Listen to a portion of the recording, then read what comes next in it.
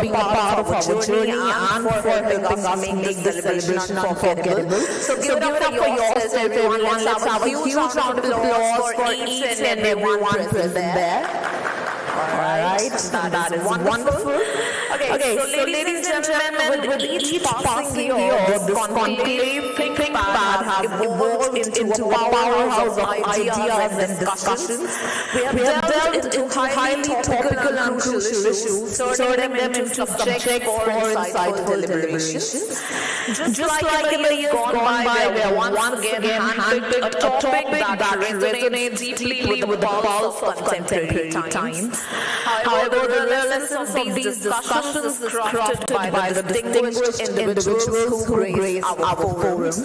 We consider ourselves fortunate to boast an impressive lineup of panelists across all four sessions today, and we extend our heartfelt gratitude to them for graciously accepting our invitation to contribute their insights to these meaningful discussions. So once again, let's have a huge round of applause for all of you present here. All right, ladies and gentlemen, I am very excited and happy to tell you all that all the sessions here today are being aired live on the Spiritz TV for the benefit of thousands of viewers in India and abroad. So if you want to mention it to any of your family and friends, they can just watch you live on the Spiritz TV today. And everyone, now, as you all know, that before starting anything good, we take the name of our Lord and we conduct an auspicious ceremony of lamp lighting. And now is the time to do that. For that, I would like to invite the Ambassador of Peru, Excellency Javier Paulinek, to the stage to light the lamp. Ladies and gentlemen, let's have a huge round of applause for him.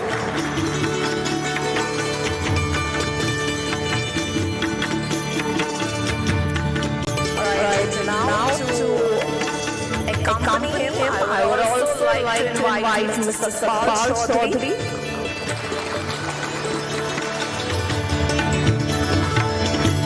Mr. Shobhan Roy,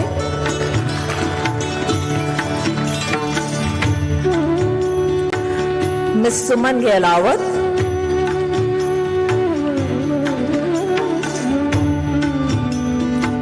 Mr. Bishan Kumar,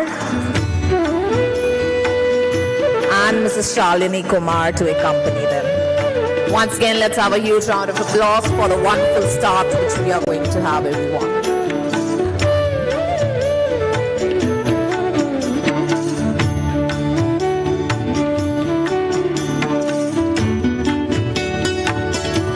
Right, as we light the auspicious ceremonial lamp, we seek the blessings of our Lord to everyone present here today.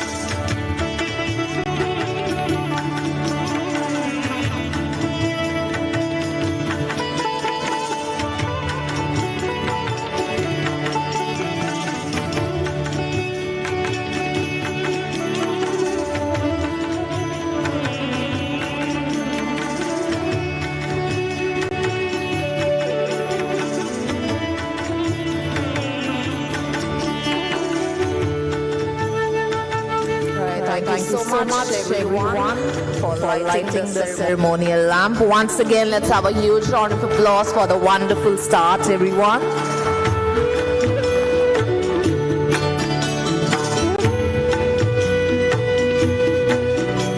All right, thank you so much. Okay, so before getting started with the first session, can we play the AV, please?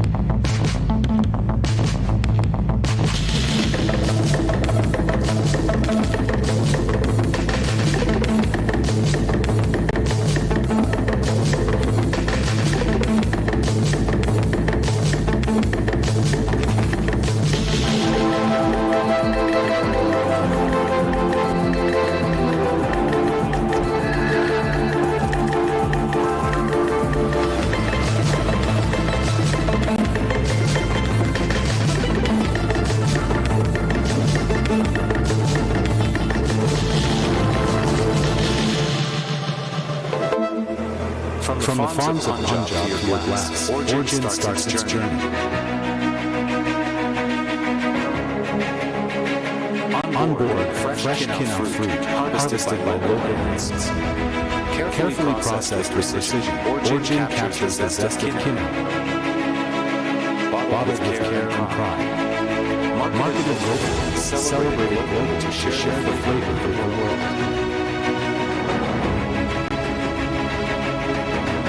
Each sip of Arjun carries the vibrant essence of land, smooth, zesty, and unmistakable original. For a gin like no other, there's only one name, Arjun. Arjun, taste the original.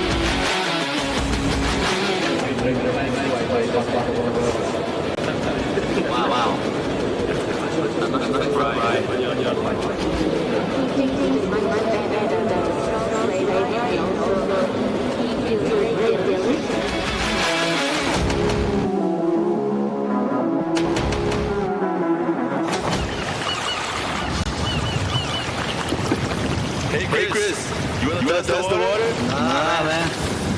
Why do you think so? You can dive right in.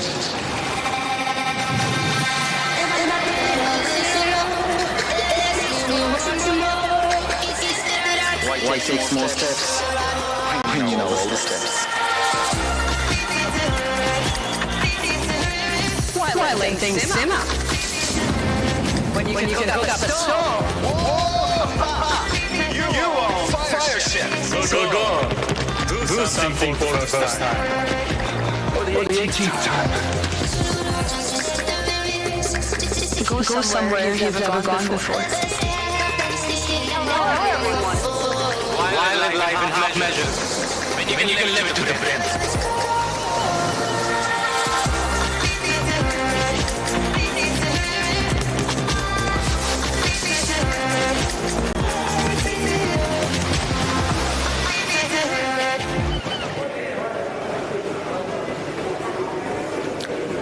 Right now, that was a very beautiful and informative visual. Can we have a huge round of applause for that, ladies and gentlemen?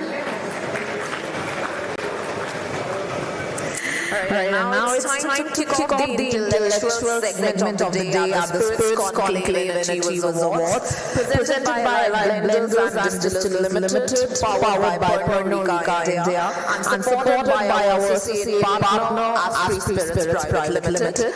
With this, we are going to get started with our fourth session, everyone. And the topic would be Decoding India's Affluent Consumer Class. Subtopic: Women are driving luxury, consumption pattern, pride in Indian. And for the fourth session, I would like to call the moderator of this session on stage. So let's have a huge round of applause for Ms. Kaushal, everyone. Okay, so she's not content with investing her entire career in just one sector and one job. So she moved from the telecommunications industry to the alcohol and beverages sector, where she finally found buzz and thrill that she had been looking for. And now the Vice President, Customer Marketing Diageo in India, she has been actively involved in new launches, innovative strategies, and the opportunity to interact with the consumers as a high point of the profession that she has the passion for. And now to accompany her, I would like to call the panelists on the stage. Next up we have Ms. Prarrthona Chowdhury. Let's have a round of applause for everyone.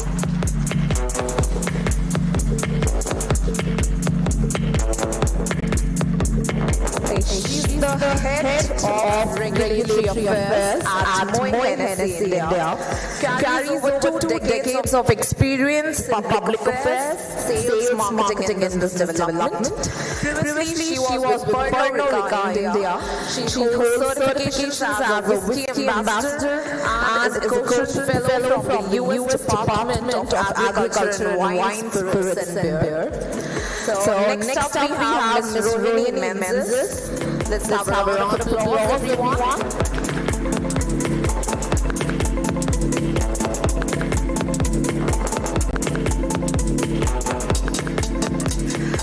She's a marketer, storyteller, and advocate of luxury brands. With nearly a decade of experience shaping renowned global houses, currently with Suntory Global Spirits India, she drives growth for the house and Suntory portfolio, blending Japanese craftsmanship with strategic excellence. She began her career at Coca-Cola, mastering consumer engagement, and later showcased her expertise with luxury icons like Moët, Hennessy, and William Grant & Sons. Quite often. Okay, next up we have Mr. Amulya Pandit. Let's have a round of applause, ladies and gentlemen.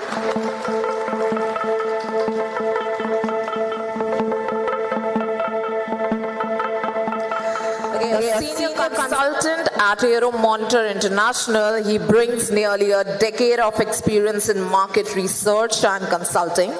His expertise lies in offering valuable insights into India and fast-moving consumer goods industries. He actively participates in quantitative and qualitative market research endeavors, taking on the responsibility of authority numerous comprehensive national reports. His expert opinion on the FMCG industries have been frequently showcased in trade press articles. And now, last but not the least, we have Mr. Arjun Batra. So let's have a round of applause for him.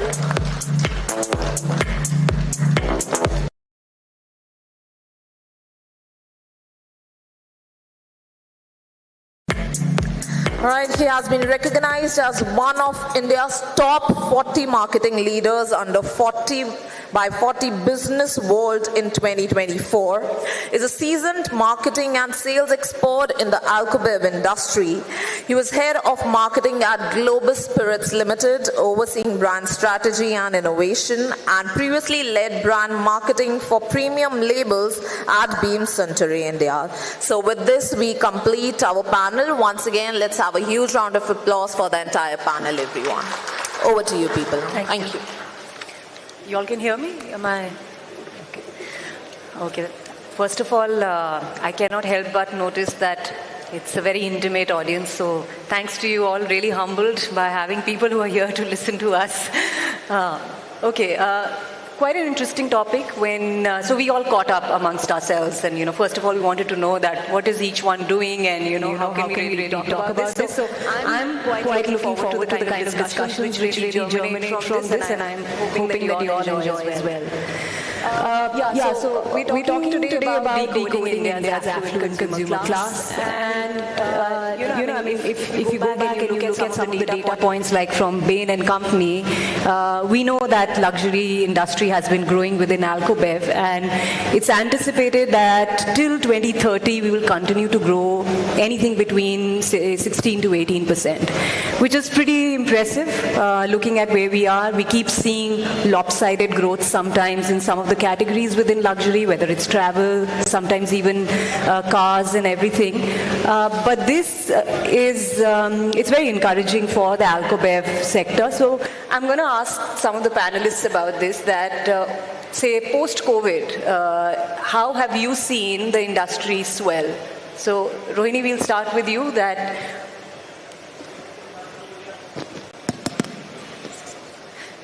So what I'm saying is, within your own scope of brands which are there, how have you felt that the evolution of this industry really has been? Yeah. So Anchal, just, to your point where you spoke about the luxury industry growing, I think especially over the pandemic, and we were just having a little chat about this earlier today on how, this was one industry that was insulated from everything that happened during the pandemic, and one industry that saw premiumization, not only into premium and super premium spirits, but also luxury segments, where, there are a lot of products on allocation, but those seem to be more in demand, the exclusivity, the pricing, etc. And just looking at the Indian consumer, we see that there is exponential growth, the amount of disposable income, the discretionary spending, and the rise in demand for luxury products today, whether it is within alcohol or outside. You will see that consumers are now driving these consumption trends, whether it is in our industry or outside. But more importantly for our industry, today, just looking back at my experience, I've been in this industry for 10 years now. I've worked across 3 organizations, all across the luxury segment. And I can very confidently say that I have seen this growth coming, especially in the upper segment of the industry, prestige brands, luxury whiskies. This is where the true growth of the industry will happen in the years to come. So thanks so much, Rohini, and I'm going to shift a bit of these gears because we have a man from Euromonitor. So Amulya, if you have something to share with the audience, it will be great to see some data or any such trends, etc. Hello everyone. I have a very small presentation. As I come from a market research background, it's only fair that I share some numbers. You all are able to see, or you want us to? Is it visible? It is, right? Okay. So in 2023, the alcoholic drinks market in India reached 6.7 billion liters. It was a 7.5% growth. The growth was relatively slower compared to last 2 years.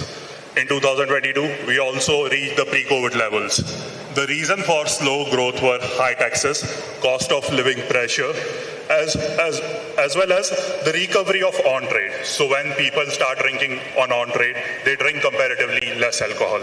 If you look at chart on the left-hand side, you'll notice that India is a spirits drinking market. Now this trend is at odds with most geographies. For example, in APAC, 80% of the volume comes from beer, and spirits contribute to only 12%. However, India is a spirits drinking market where two-thirds of the overall sales come from whiskies. On the right-hand side, I have the growth for individual categories. It was comparatively slower year for brown spirits. However, white spirits witnessed significant growth. So there were some demographic and macroeconomic factors that aided the growth. As you all know, India is a young demographic with a median age of 29.1 years. We have close to 700 millennials and Gen Z. This translates to a significant number of people entering the legal drinking age every year. India also grew at a rapid rate. We were far more resilient than other geographies. So if you look at the chart below, you'll see that real GDP growth is outpacing the inflation. And lastly, the disposable income is expected to grow at more than 30% over the forecast period, that is 23 to 28. And that has also translated into significant consumer expenditure across a significant host of categories. Now I think now is the good time to quantify and define what affluent class means. So the definition is as follows. India's working age population with an annual income of over USD 10,000. If you look at the chart on the right hand side, you'll see that most of our population falls under the 0 to 5,000 bracket, naturally as we are a developing country. Below, you can clearly see that the burgeoning middle class is expected to grow at more than 100% over the period 23 to 28. And lastly, we come on to the affluent class. At present, the class consists of 39 million people, and it is expected to grow at 19 million by 2028. This number relatively is small, but if you look at in isolation, it's more than the population of Germany, UK, and South Korea. So then we look at some of the trends based on our survey data. This is to reiterate two of our sub-themes, the consumption pattern and pride in India brands. Look at the chart on the left-hand side. We surveyed nearly 28,000 people across the globe. Out of that, 554 were from India, and they were for the income band more than USD 10,000. They were given 5 options for these questions: agree, strongly agree, neither agree or disagree, disagree, strongly disagree. So these responses are a culmination of agree and strongly agree. If you look at some of the questions, I like to buy new products and services. Indian consumers outpace the global counterparts. We have seen takers for a lot of categories like gin, premium vodka, and even tequila. Then there are questions like they prefer branded goods to non-branded alternatives. Again, as I've mentioned, disposable income has increased significantly and people are looking to upgrade. Then I like to be distinct from others. Again, outpace our global counterparts. In the age of social media, there is more need to express one's individuality now more than ever. And lastly, I enjoy spending my money rather than saving it. Again, we are far ahead of our global counterparts, which reiterates that consumers are spending their discretionary income on a lot of luxury products.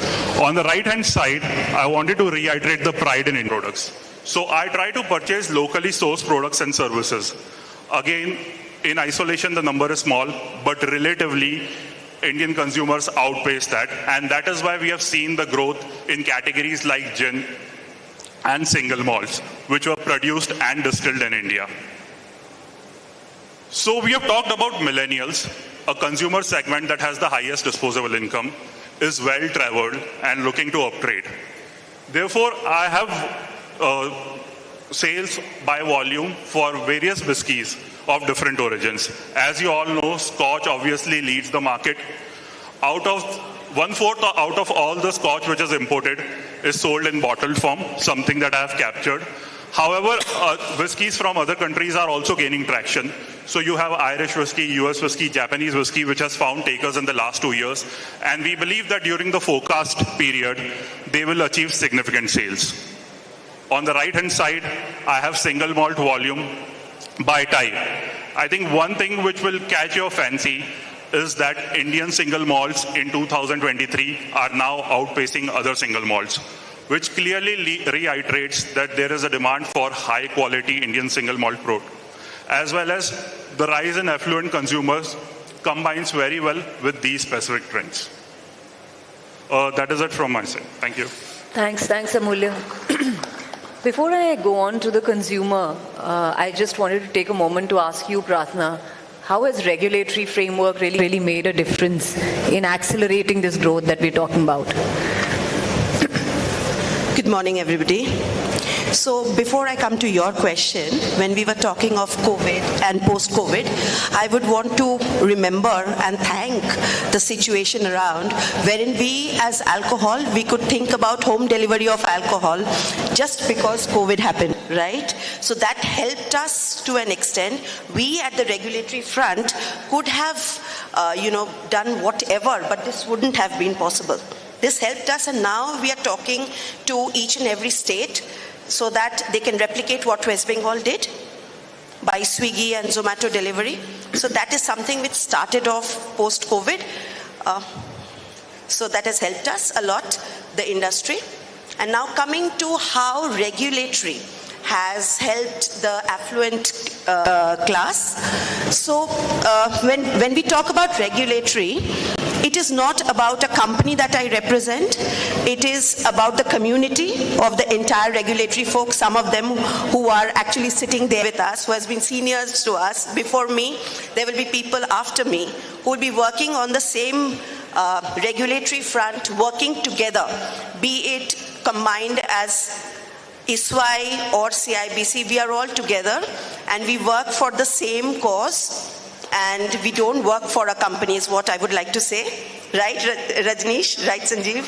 We all have the same issues and we try to solve it for all of us. So here what we did, people before me, and while I also was a part of it, we worked very closely on the Maharashtra front and we got the taxes lowered on the international brand, making it accessible, more accessible for the affluent class. We decoded it that way. And then West Bengal followed. It was followed by Orissa in 2022. Maharashtra was 2021. And then it was Karnataka, few months back, 2024. And for all of us, it was a very big win, right? Yeah, I'm sure now that Karnataka prices are coming down, it will make a difference to the Haryana sales. 100% it would. Okay, thanks so much, Prarrthona. And yeah, I think still a long way to go on home delivery. Okay, so let's move on to the consumer now.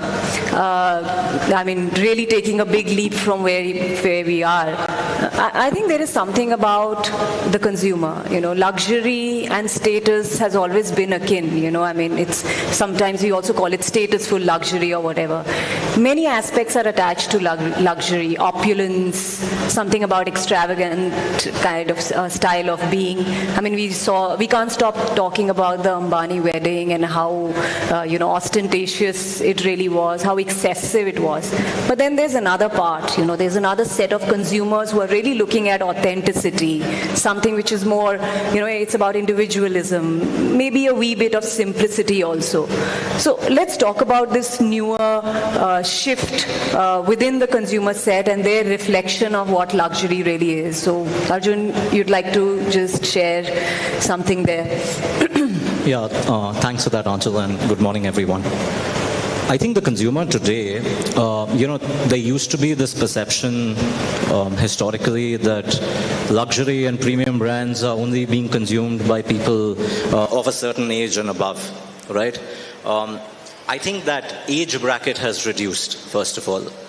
I also think that consumers today are looking at associating with experiences through products and brands particularly. I think what's fascinating is the whole approach towards authentic storytelling. I've had some interesting conversations over the course of the last year on what the storytelling experience really is about and how consumers really connect with brands. And I think gone are the days when, just a simple gimmicky approach towards getting a brand out there is going to connect towards building a brand from a long-term time frame. I think today they're looking at connecting with brands meaningfully. So what is the consumer looking at?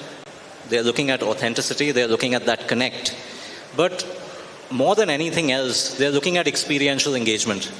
And brands that are able to connect with consumers across age brackets, right? Not just people in their 40s and 50s and 60s, but also people in their 30s, right? People in their late 20s are able to get through.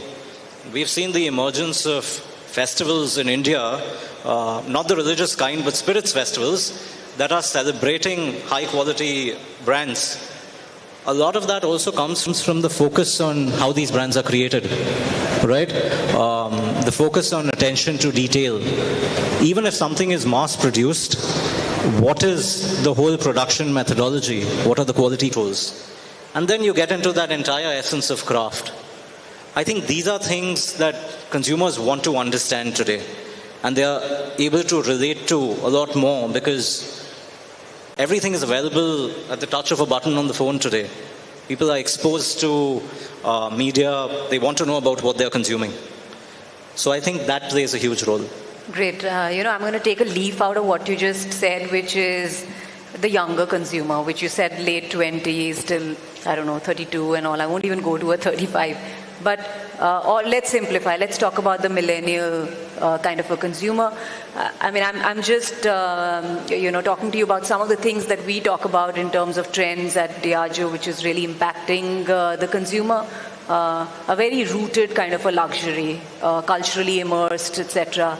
Living in the now, which is about, really self-indulgence that we're talking about. A more conscious luxury. What do I really, look at? Is sustainability. I know it's a really big word and sometimes slightly more overrated, but are those things really making a difference to this consumer? So irrespective of all of these trends, and we can keep on going on and on about all of these things, but if I look at the kind of work which has been done across brands, do we feel that we've started started imbibing it, that, in our ways of either developing our innovations, our products, or even in the way we market ourselves? Are we truly millennial out in that sense? So maybe Rohini, you could do a bash at it. Thank you, Anchal. In the industry that we work in, and especially in India, right, I feel like we as organizations, we do have, this is a dark market, so it's also very difficult for us to interact with our audience where they are today. Arjun was just talking about how, the consumer is better traveled, more digitally connected. And that is what luxury brands are offering today. They are more available on e-commerce. That become a big pillar for growth. But what does that mean? That means that they're also digitally connecting to share more knowledge about the brands, to share more history, to become relevant for consumers, and to create brands that will be relevant for consumers over 4 different generations, because that's who luxury brands are talking today. 4 different generations, right from Gen Z upwards. So we in the alcohol industry, I think that we've started to put our foot forward in this direction to connect more with the consumer. There is, just supporting and advocating for, Prarrthona's work, and of course the work of the regulatory community in India. How does that open up to allow us to speak to consumers more? I think what a lot of whiskey brands, especially for our industry, have done very well is, local collaborations, for example. How have we been able to partner with local homegrown brands? We were just talking, Amulya was just talking a little bit about how there are Indian brands today that are also competing within a premium segment or a luxury segment. We have some great examples of Indian brands that are doing that. I think that organizations like ourselves have made so much headway in, creating local collaborations, local innovations, and tapping into more communities across the affluent segment, where we've been allowed to bring our brand storytelling to consumers, especially in the segment where they are now starting to invest more on luxury brands and starting to get more connected with luxury brands like ourselves. On that note, what you spoke about, the Indian and the homegrown brands, I sometimes feel that maybe our colonial hat is sort of over. There used to be times when single malt meant, a good scotch. And slowly when the Indians single malt started coming, initially there was a little bit of a distance from it, that how can I have a malt which is made in India? And look at it today. We have various expressions of malts which are coming up. Diageo in itself has Godawan there, and then Paul John has been there, Amrut, etc. And even Radico has got its malt. And I'm telling you, when I go out for parties, people are actually very proud to put a new Indian single malt on the table. So refreshing. We've not seen that all this while. So, I go back to the whole rooted in culture kind of a space. I think there's a lot of India pride as well, which we are kind of seeing. So, I know you spoke about the duties coming down and all, but something about how culturally, things are changing, and how do you all discuss it in your regulatory world? So, what do you think about that? See, Indian single malt makes us proud. Currently, the company that I work for, we are again into sparkling wines, which we are producing here in India. So we are proud of it, and we are proud to showcase it out to the world. Of course, I'm very proud to even talk about Godawan when it puts across to the global forum. I've seen L77 being made and marketed. I was a part of that team when I was with Pernod Ricard. That makes us proud.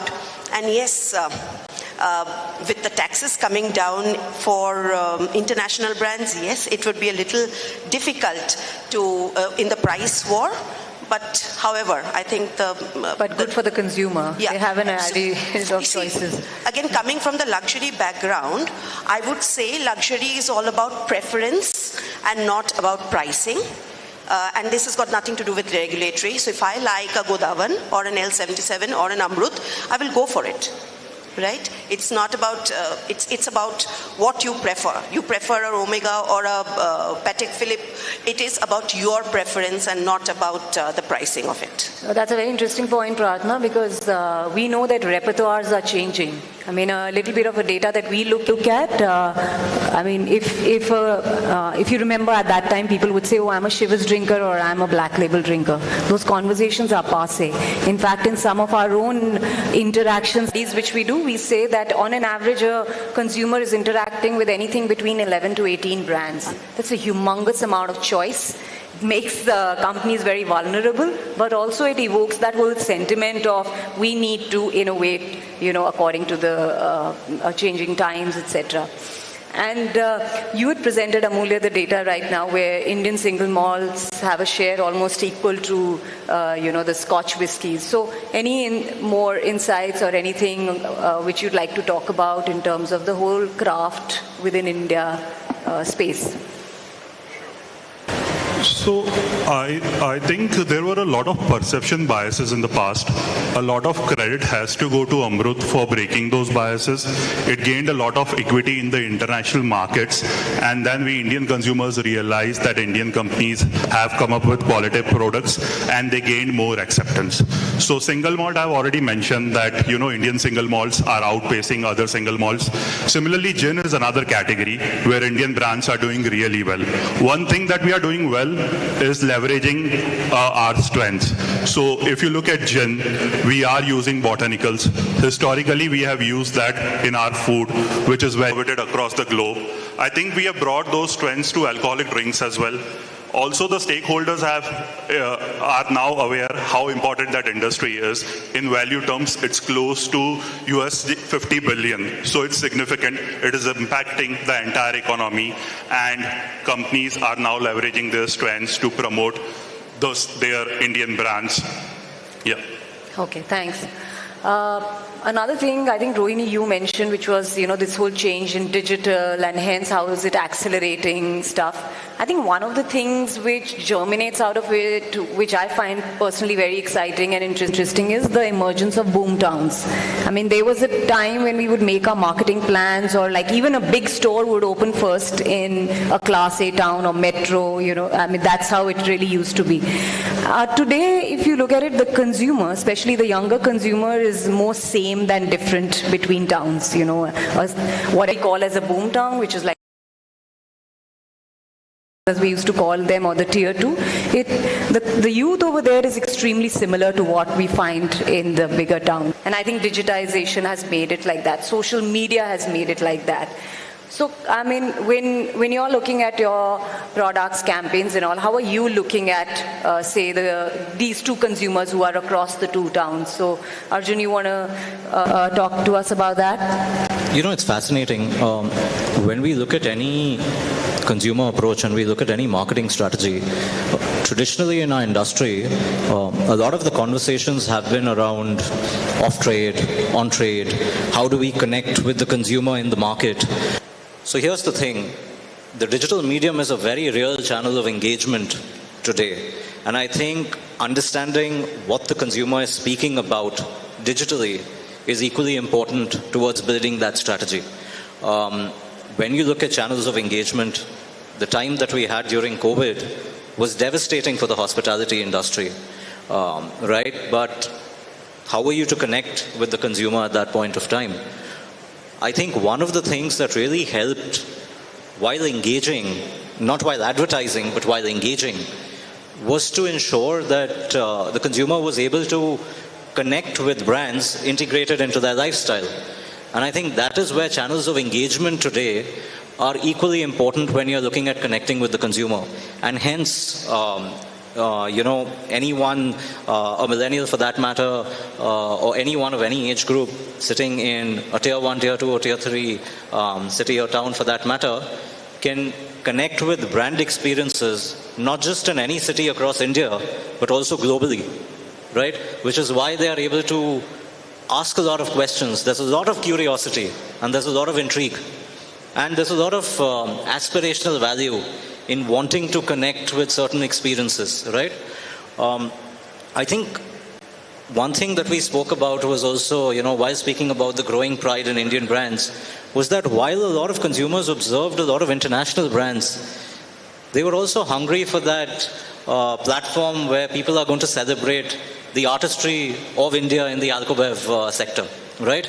Yeah. You want to speak about brands that are also coming out from India. And I think today, with the emergence of so many brands, they're very much doing that, right? I see people coming in from international countries, taking back brands, for their international friends and colleagues, and proudly saying that, I brought this from India.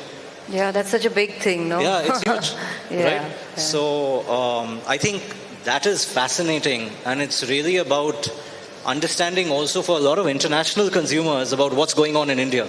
They do that digitally. So that's why I think it's a fascinating space. Nice. And Rohini, for your set of brands under House of Suntory, when you all look at your, marketing approach, etc., how do you look at the geography planning? Just at a very overarching level, not going into brands, but how do you look at a city or a state kind of a plan in light of the boomtown discussion that we're having? Yeah, I think when you can't be everywhere all the time. I think as brands we try to also prioritize, because especially with Japanese whiskeys that I've had this legacy of 100 years now. Most of them are allocated products, still very much sought after, very much in demand. And how I as a marketer, how my team looks at is, we still look at the key cities in India, the cities of influence. We still look at the top 6 cities where, with growing urbanization, with the growing middle class, a lot of people are now moving into the city. But yes, there is this whole population that is sitting in smaller markets. Like when we talk about growing affluence in India, there are markets like Surat popping up on the list. There are markets like, really? So there are billionaires coming from these markets today. And how we reach out to them, we then look at, while these cities would just influence them, yes, because they would travel to these cities for business, for interactions, to come into the city for opportunities where they get exposure to brands like these. We also look at how do we take these intimate experiences to them, because we still feel that also for this consumer, one thing that we understood is the kind of consumer that is consuming within luxury. Some of them may not even be on digital. The ones that can afford, yes, the younger audience would be, but a large set of this segment that has the affordable, has the money or the disposable income to buy a whiskey, for example, that is 1 lakh and above. Most of them are not even on digital. That's when we use a strategy of taking these experiences to them, creating intimate experiences which are on-ground engagements, and using those as opportunities to talk about brands, etc. So I think the variation, the difference in the targeted consumer today, and also, the affluence that is cropping up in different parts of the country, it challenges us at marketers to think about, this very agile approach in our marketing strategies, and how do we take our brands to consumers wherever they are, and creating relevance for them and seeking opportunities where we believe that they would consume our products. I quite like that, because I think prioritization, which you said, really, really matters, and that's really at the heart of bulk of the things which we are doing within the realms of the two towns, etc. But very interesting aspect which you pointed out. Incidentally, I'm also from a boom town, and when people started saying that, I used to feel very offended. Okay. The next one, which was on the within the realms of what we are discussing, was women driving luxury, which is not the three of us, but women as consumers, and how are they really taking to luxury. I'm going to read 2-3 data points which I had taken up. So women world over are earning and spending more than, of course, the men. Women earn approximately 13 trillion US dollars around the world. And in 5 years, this will only swell to $18 trillion. And in 2028, women will control about 3/4 of the world's discretionary spending. That's quite a huge number we are talking about. I'm not trying to create really a gender divide, but more of an equalizer somewhere, because I'm curious that with this kind of disposable income changing consumer habits, because within Diageo also I'm seeing a higher indexation on certain categories, whether it's gins, whether it's tequilas, etc. So are we really as marketers putting forth our products so that either it matters to women or it's truly gender equal? So I mean, that's something which I have really thought about, because if you look at some of the research agnostic of the industry, women say that they don't feel that the advertisers or marketers are really looking at them while designing a lot of their products, campaigns, or services. So that was my next topic of discussion. And Prarrthona, anything from your side? So, women, we three of us here, of course, we are driving luxury, and and I'm proud to do so. So basically, I have been lucky to learn luxury from people who I've worked under. When I was working for Remy Cointreau, then Valerie, who hailed from LVMH, was the global CEO. Antoinette, who is now currently with Diageo, and also Valerie is also sitting at the board of Diageo. These were the people from whom we learned luxury from.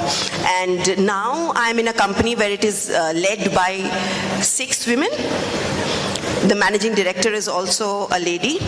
So yes, we drive luxury for sure, and we also consume a lot of luxury, which the figures that you were talking about proves that. And I think we should keep doing that. We should keep doing that. Okay. We should lead from front. Thanks. And, Rohini, I'll swing back to where I started from. That, do you think as marketers we are doing enough, or organizations where we are also taking this cohort of people for whom we say design products or campaigns like I'd mentioned before? Or within your own scope of work, do you feel that, you are looking at them as another cohort? So I'm just thinking back to your point where you said that, luxury is today driven by women. Just thinking about that, I believe that there are certain steps that brands and organizations are taking. If I look at it from an organization perspective, you will see that as a part of diversity and inclusion, DE&I, more women are being considered in leadership roles. More women are being considered in roles that actually influence, areas that kind of target this consumer audience as well. And that's because women have a higher emotional intelligence, is what I believe. I think women have an emotional attachment to everything that they do, and in the way that they think, and therefore I believe that yes, while representatives like ourselves in the industry as women do drive luxury, from the other angle, just looking at how brands are targeting women today. Quite honestly, I think one thing that comes to mind from what you said, I as a woman do not want to be treated differently from men, right? When I think of that, I'm like, hey, I want to be spoken to the same way as males do, and maybe a lot of women also think that way. But yes, brands are doing a lot today to target women specifically. I feel that within our industry, there's a lot of headway we need to make in that particular direction where we're talking to women specifically. I think some categories, especially white spirits like gin, vodka, or even wines for that matter, today target women specifically as key consumers. But I think that has changed over the years. I think women are now consuming more whiskeys as well. And I've been to some, I have experienced some occasions of consumption or some opportunities or some events myself where I've seen women also do consume more than men when it comes to whiskey. So yes, there is a rising trend of consumption by women within our industry, but yes, we have a long way to go when we talk about, you'll never see the content that goes on digital, for example. It's always a man holding a glass of whiskey. It's always a man holding a bottle.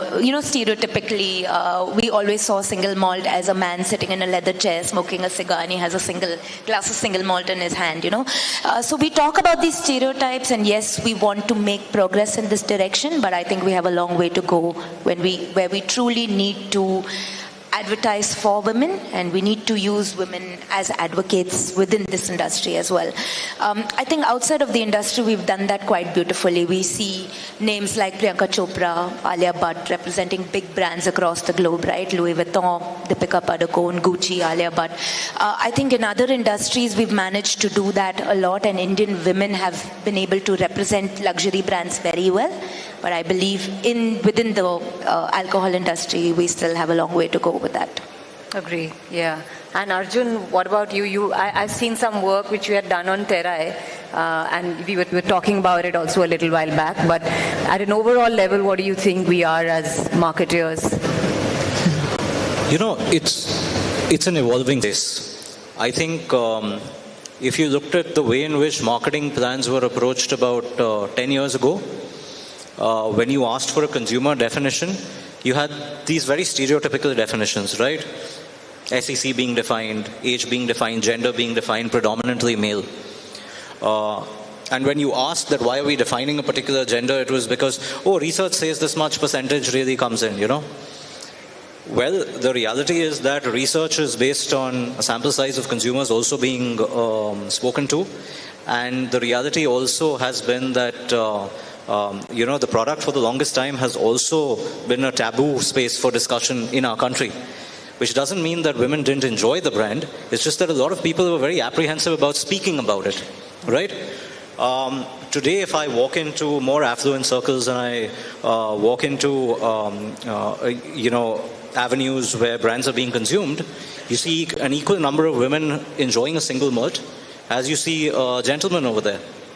Similarly, on the flip side, for the longest time, gin and vodka have been associated only with ladies consuming the brand, whereas I see a lot of gentlemen enjoying a great cocktail as well. So I think today the marketing approach towards a lot of things is about recognizing the consumer. The fact that you have people, people of all genders who are consuming your brands, and ensuring that you're sensitive. You're sensitive from a gender perspective, you're sensitive from a cultural perspective on how brands are being portrayed. I think the approach towards those stereotypical approaches that say that it only has to be presented in a certain way is passé. Having said that, I think that is something that is evolving at a faster pace in premium categories and above, and has some space for growth as you look at more mass and regular segments. Yeah, I mean what it's a great point. What I'm taking back from the discussion that we are having is that one, yes, there is space to grow, but at this age, let's not get into exclusion. Let's make it more temperate, and let's not even create women's preferences as a separate space. It's more about trends which are more macro amongst all of them. So whether it's whites or cocktails or whatever, it doesn't belong to a gender. It's for a certain occasion into the consumer and all, so that kind of a thing. So yeah, I mean, completely concur with you. You wanted to add something? Yeah, so you shared data at a global level. I think if you look at specifically India, we still have work to do. So just purely from the data perspective, only 1 out of 3 women above the age of 15 are part of the workforce.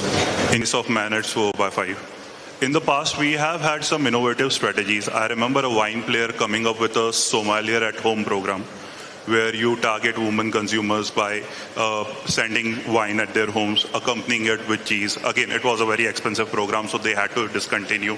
But we need to provide a safer environment as well for shopping, something that we have been doing, partnering with the stakeholders. So the new age stores like Mansion provide a very safe environment for women to browse, but we still have a lot of work to do in that aspect as well. All right, great. Yeah, please. I'm a little away from marketing now, but as much you spoke about Priyanka Chopra, And Anchal, isn't Priyanka Chopra on the face of the global campaign of Blue Label. Johnny Walker Blue? Yeah, that's right. And it was actually a proud moment seeing that happen. That was India Pride or that was Woman Pride? Both. Okay. And that also Johnny Walker as a brand, as a lady ambassador, I think, and at a global level. Yeah, I think again, I'll swing back to what was being discussed. Let's be agnostic of the gender. She exudes luxury in every way, and that's what's important. Yeah. Okay, but no, great point. I'll tell the Johnny Walker team. Okay, I think some great points discussed. At an overall level, one of my last reflection on this would be, let's not make luxury very stiff.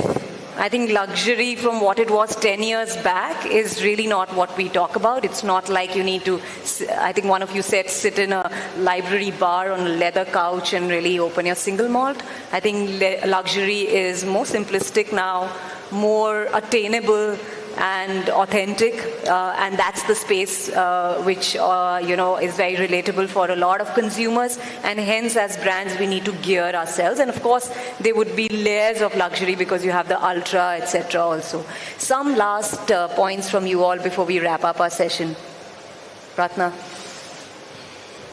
See, I'm proud to be a woman leader. I'm proud to be embodying luxury, though I've moved into the regulatory bit, but still, I think I'm I'm at the forefront of working and promoting luxury. That is what I would say I would keep on doing. Great, thanks. Rohini, you? I believe that luxury will grow in the future exponentially. You quoted some of those numbers.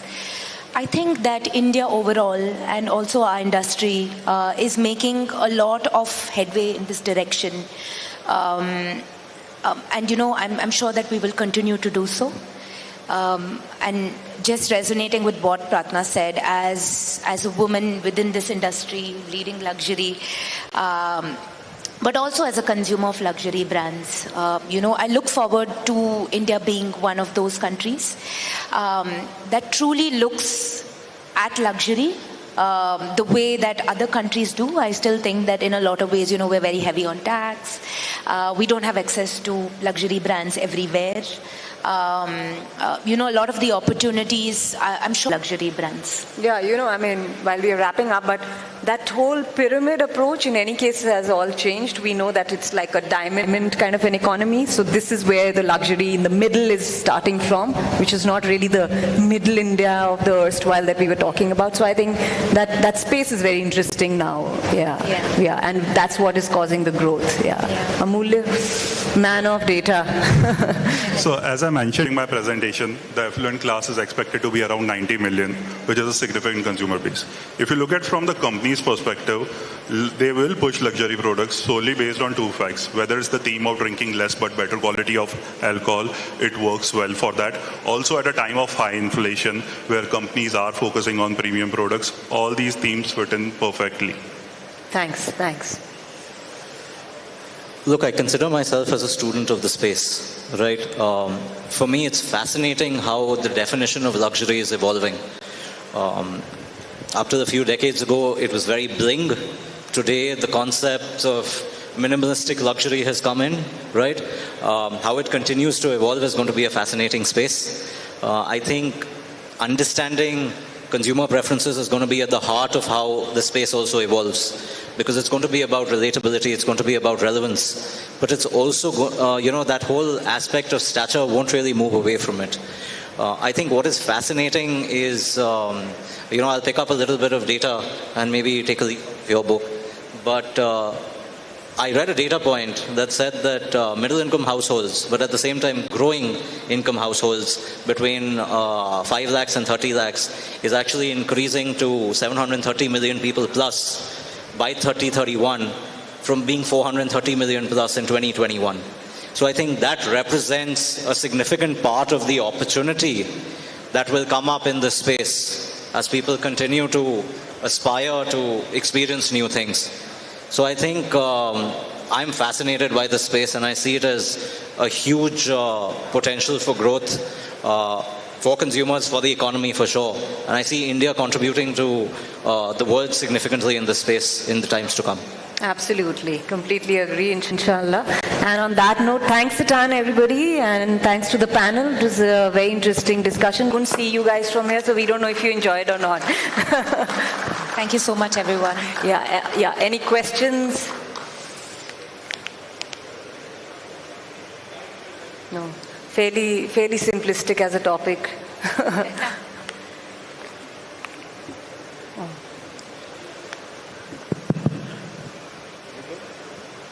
Hi, you said you couldn't see us, so I'll stand up.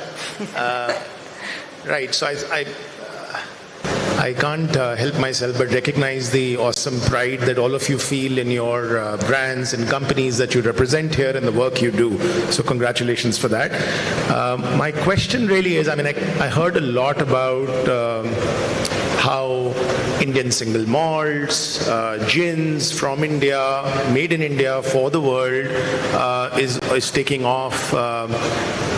However, I can't help wonder, is this really Indian pride at play here? Because isn't it more international products that are being made in India now, just with little local flavor? I didn't hear anything about any of our indigenous spirits, any work being done on that, and even your second part of your discussion where there was talk of luxury. I think there is an opportunity. I wonder whether there is work happening in your respective companies in this area where there are products that are possible, that have existed in Indian culture for centuries, and just that they haven't had their moment in the sun. And I wonder, with all this talk of India pride, what's your view on those bits? Thank you. I'll take that question and then I'll pass it on to you all if you want to. See, I have another way of looking at the whole India pride space. One is obviously that intrinsically there is a sense of a comfort pride which has set in. So for instance, since you said, your own organizations and all, I can talk about Godawan, the fact that we really talk about the fact that it's from Rajasthan, it's made in a certain way, it's artisanal and all of that. Now you can, any of us can turn around and say, hey, you know what, the consumer it doesn't matter to the consumer. He's just buying it because it's something different. Okay, even if that is true, he or she still knows it's an Indian single malt, and that as a marketer is a great, space to be in, because that means, first of all, you don't have that baggage that I need a scotch. I need a drink which is made in Scotland. You're very comfortable with the idea of picking up that Indian single malt and putting it on the table. Your other question, which is about there is a lot of space in other things. I think we are not even at the cusp of change. It's very initial days. There is a lot of euphoria and all, but not a euphoria where I've attained success. Even if you look at the numbers of all of these brands, maybe all of them put together comes to a certain number, but I think we're still, in that change management process. But what's interesting is the nature of innovation which is happening in this space. I was browsing through Instagram the other day, and there was a luxury Mahura spirit which has come into being. It's absolutely outstanding that we are so okay with so many things, and in fact beyond okay. Like, we want to try newer expressions and all. So for me, it's a work in progress. And that's really the pride. But the storytelling within this pride becomes very powerful. I think something which Rohini also mentioned, when you start telling that story is what makes the person who's the consumer feel more elevated, that yes, I want this product for consumption or even to showcase. So I don't know if you all want to add something. So a lot of work is happening on that front as well. I'm aware of distillery called South Seas, from where when I was working with Pernod Ricard, we had the Longitude 77, we had taken from them. And there is a brand called Crazy Cock, which they have just about launched, the same company has come up with the Mahua.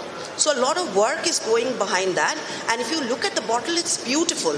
And anybody would love to pick it up from a global travel retail store. And I'm sure a lot of work is also happening on Feni, Kazulo, the vases of Goa. They have done a lot of work on that. So things are happening. Yeah, it's slow, but certainly it's happening. Thank you for that. I think just one thing I'll add. I think this is that phase of discovery, right?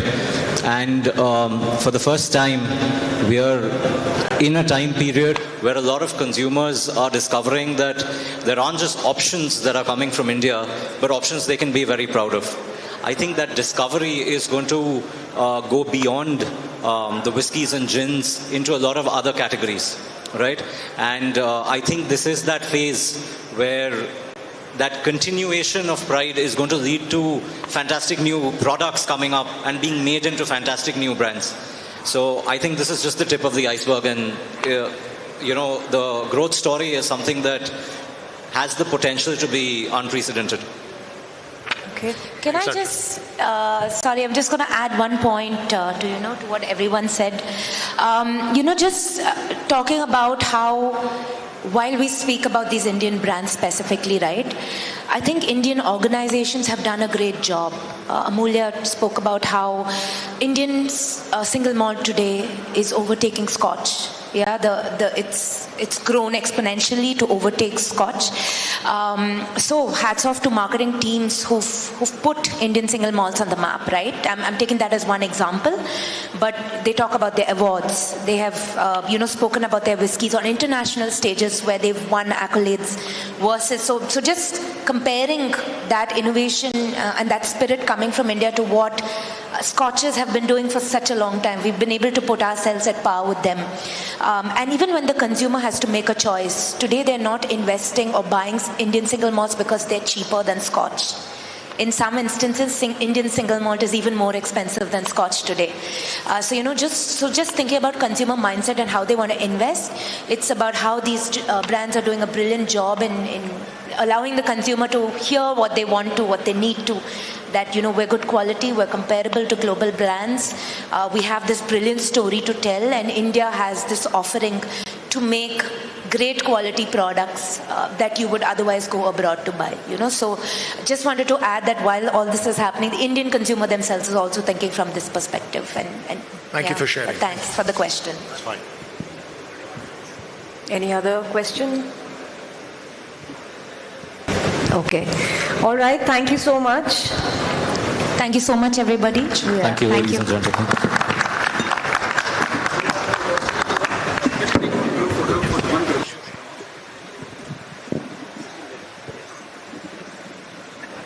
Sit.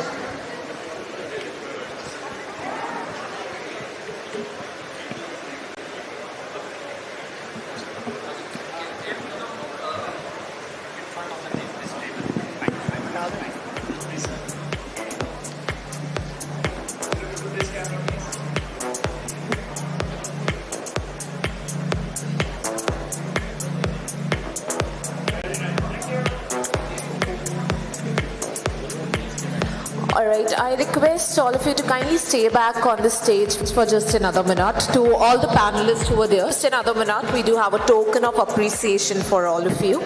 So can we get the hampers? And thank you so much for sharing your valuable insights with all of us. Yep. Once again, let's have a huge round of applause for all our wonderful panelists, and congratulations to everyone for this. We do have our lovely hampers from Estuary Water for everyone out there. Yep.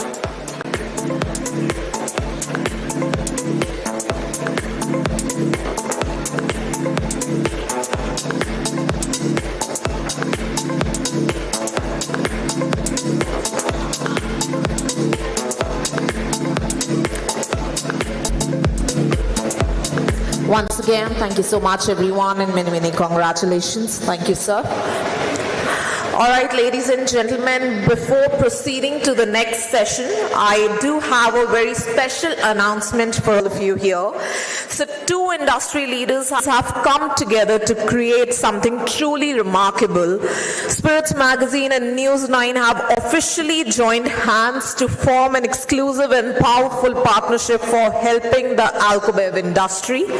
This collaboration is fantastic news for all of you because now you have an extraordinary opportunity to amplify your real products on News9 Plus, the world's first news OTT platform which has earned the title of the Netflix of the news world, and thanks to its world-class content production, exceptional user experience and cutting-edge interface, Spiritz will curate and manage content, serving as the knowledge partner for all the OTT series planned under this partnership. So let's have a huge round of applause. It's a wonderful news for all of us out there. And to make this even more exciting, the Spiritz magazine has recently commissioned an exclusive OTT series, everyone, named the Indian Single Malt Whiskey Saga, and it will soon be available on stream on News9 Plus. So we can't wait for you all to experience the incredible storytelling and craftsmanship behind this production. So can we have the AV, please?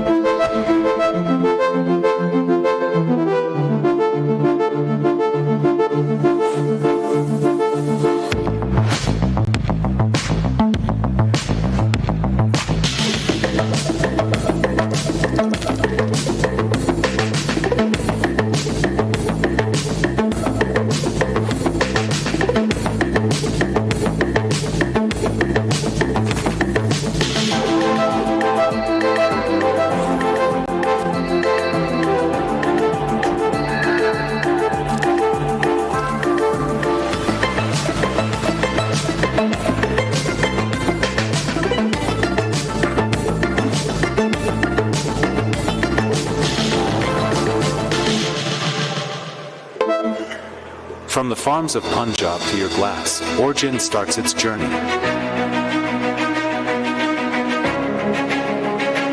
On board, fresh Kinau fruit, harvested by local hands. Carefully processed with precision, Arjun captures the zest of Kinau. Bottled with care and pride. Marketed locally, celebrated globally to share the flavor with the world.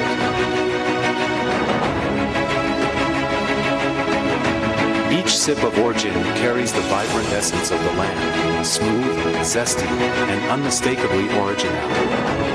For a gin like no other, there's only one name, Arjun. Arjun, taste the original.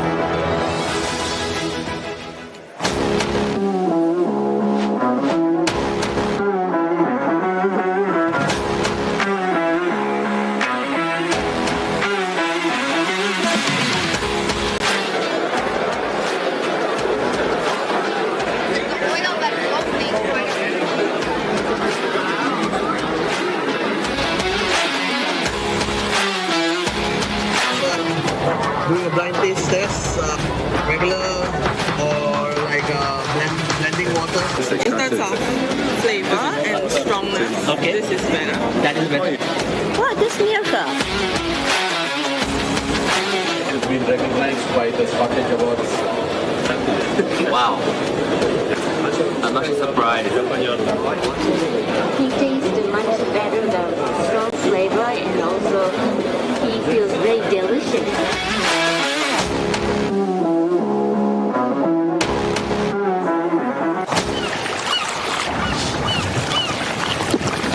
Hey Chris, you wanna test the water? Nah, man. Why dip it up when you can dive right in?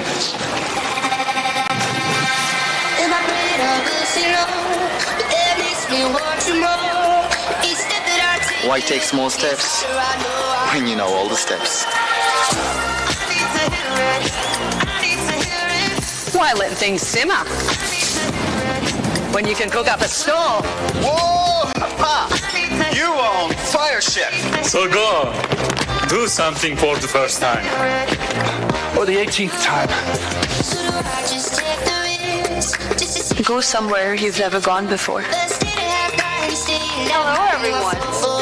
Why live life in half measures when you can live it to the brim?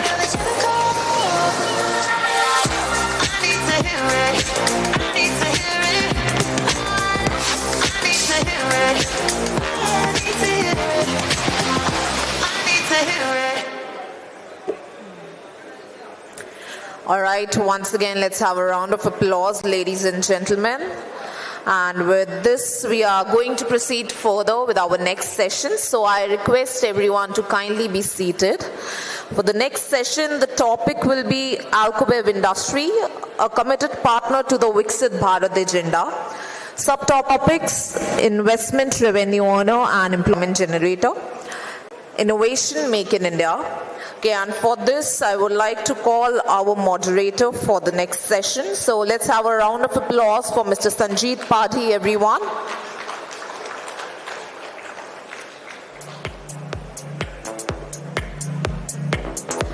He's the Alcobev industry veteran and recently took over the charge of the International Spirits and Wines Association of India as Chief Executive Officer.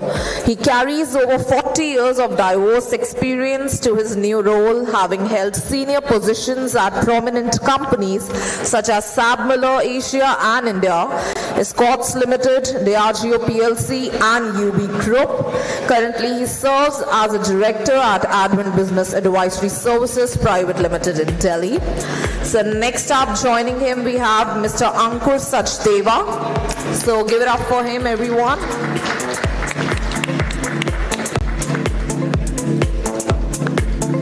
Serves as a senior officer at Elite Blenders and Distillers, bringing over 25 years of experience in the spirits industry. Known for aligning teams and resources, he previously worked at Radico Khaitan Limited, where he conceptualized the On Premier program and achieved strategic goals for the defense marketing division. Additionally, he played a key role in leading William Grant & Sons in South Asia, helping to establish the single malt Scotch whisky category in this region. Next up, we have Mr. R. Subramaniam. So let's have a round of applause.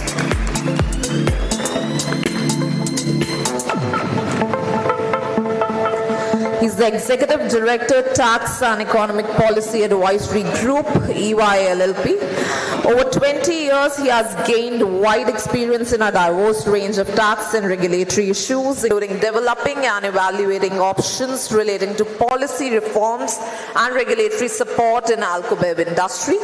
Prior to joining EY, he has been responsible for managing corporate support affairs and public policy of a highly regulated Alcobev business in India. And next up, we have Mr. Sanjeev Vij. So let's have a round of applause.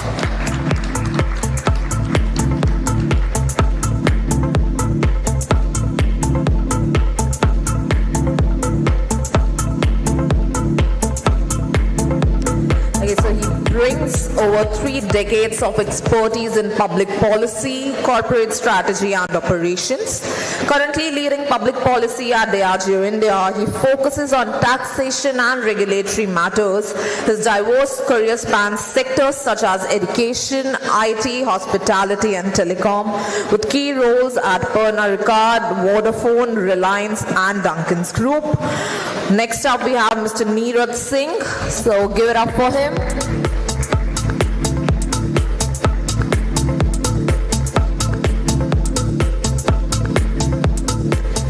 Alright, ladies and gentlemen, he's a seasoned leader with a strong track record in transforming businesses in the beverage industry. Currently leading public policy and with notable roles at Carlsberg, Red Bull, Dine Out and Brandco, he has significantly enhanced market share for iconic brands.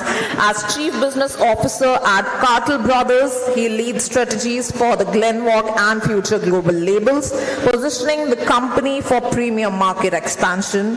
His strategic foresight and expertise drive Cartel Brothers towards industry innovation and growth. Next up is Mr. Abhishek Parameswaran. So let's have a round of applause. He's the Chief Sales Officer at Now Spirits and Beverages Private Limited, leading the commercial strategy for 2 of India's foremost gin brands, greater than and Hapusa.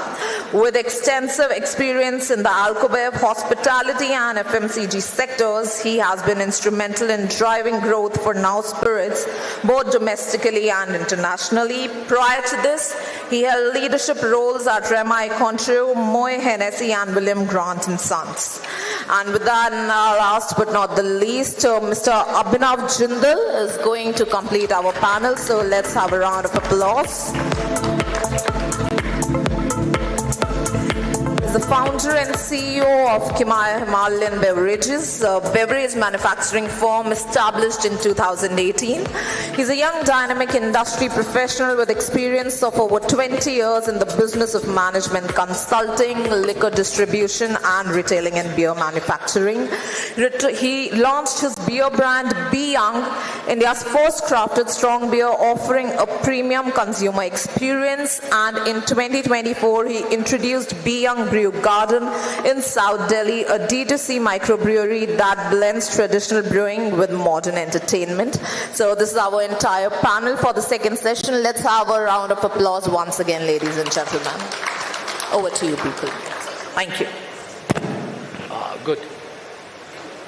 Good afternoon everyone and welcome to this session. I was just looking around the panel and suddenly realized we have over close to 200 years of experience in the Alcobev space, so that's a lot of experience here. More than that, I think I'd like to compliment Bishan for making sure that we've got a very nice mix of people here.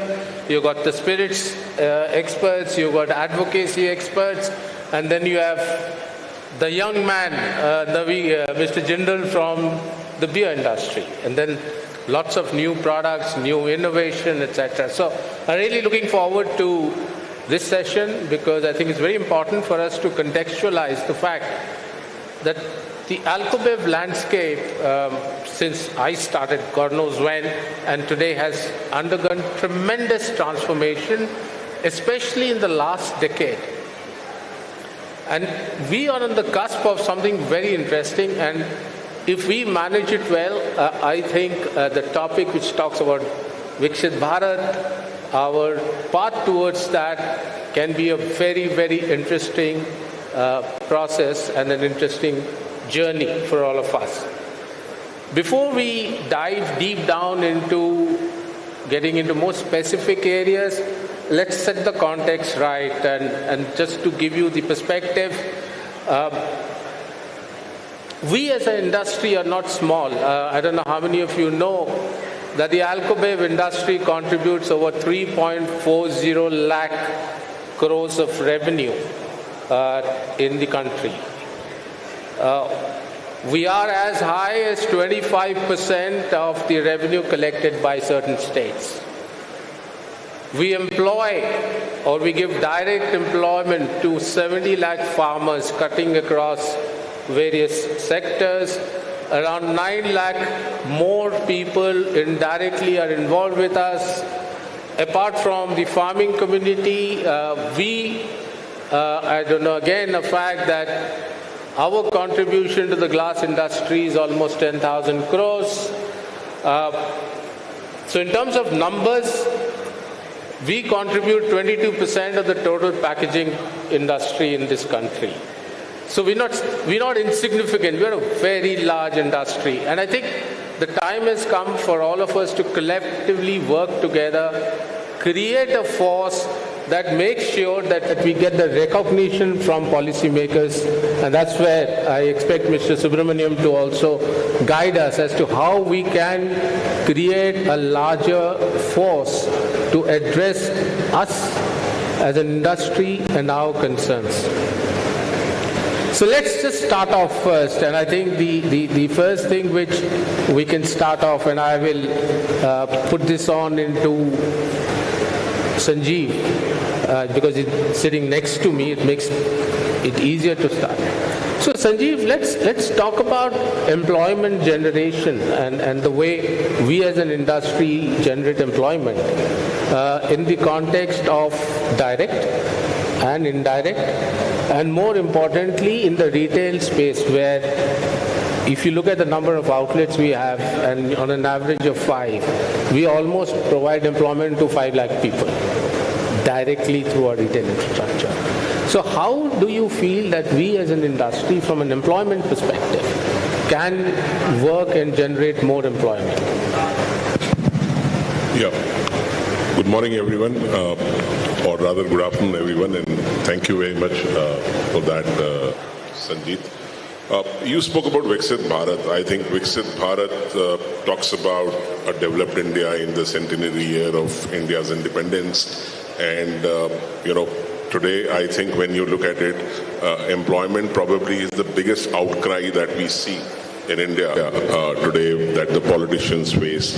And I think the sector here is with all its backward and forward linkages, whether it is the agricultural sector or whether it is the hospitality, the food and beverage sector, and all the other supply chain sectors, like you spoke about the packaging industry and all, I think is contributing almost about 1.5% of the total employability in the country, which is about supporting about 79 lakh livelihoods is a figure that I came across, which is a tremendous contribution that this sector makes.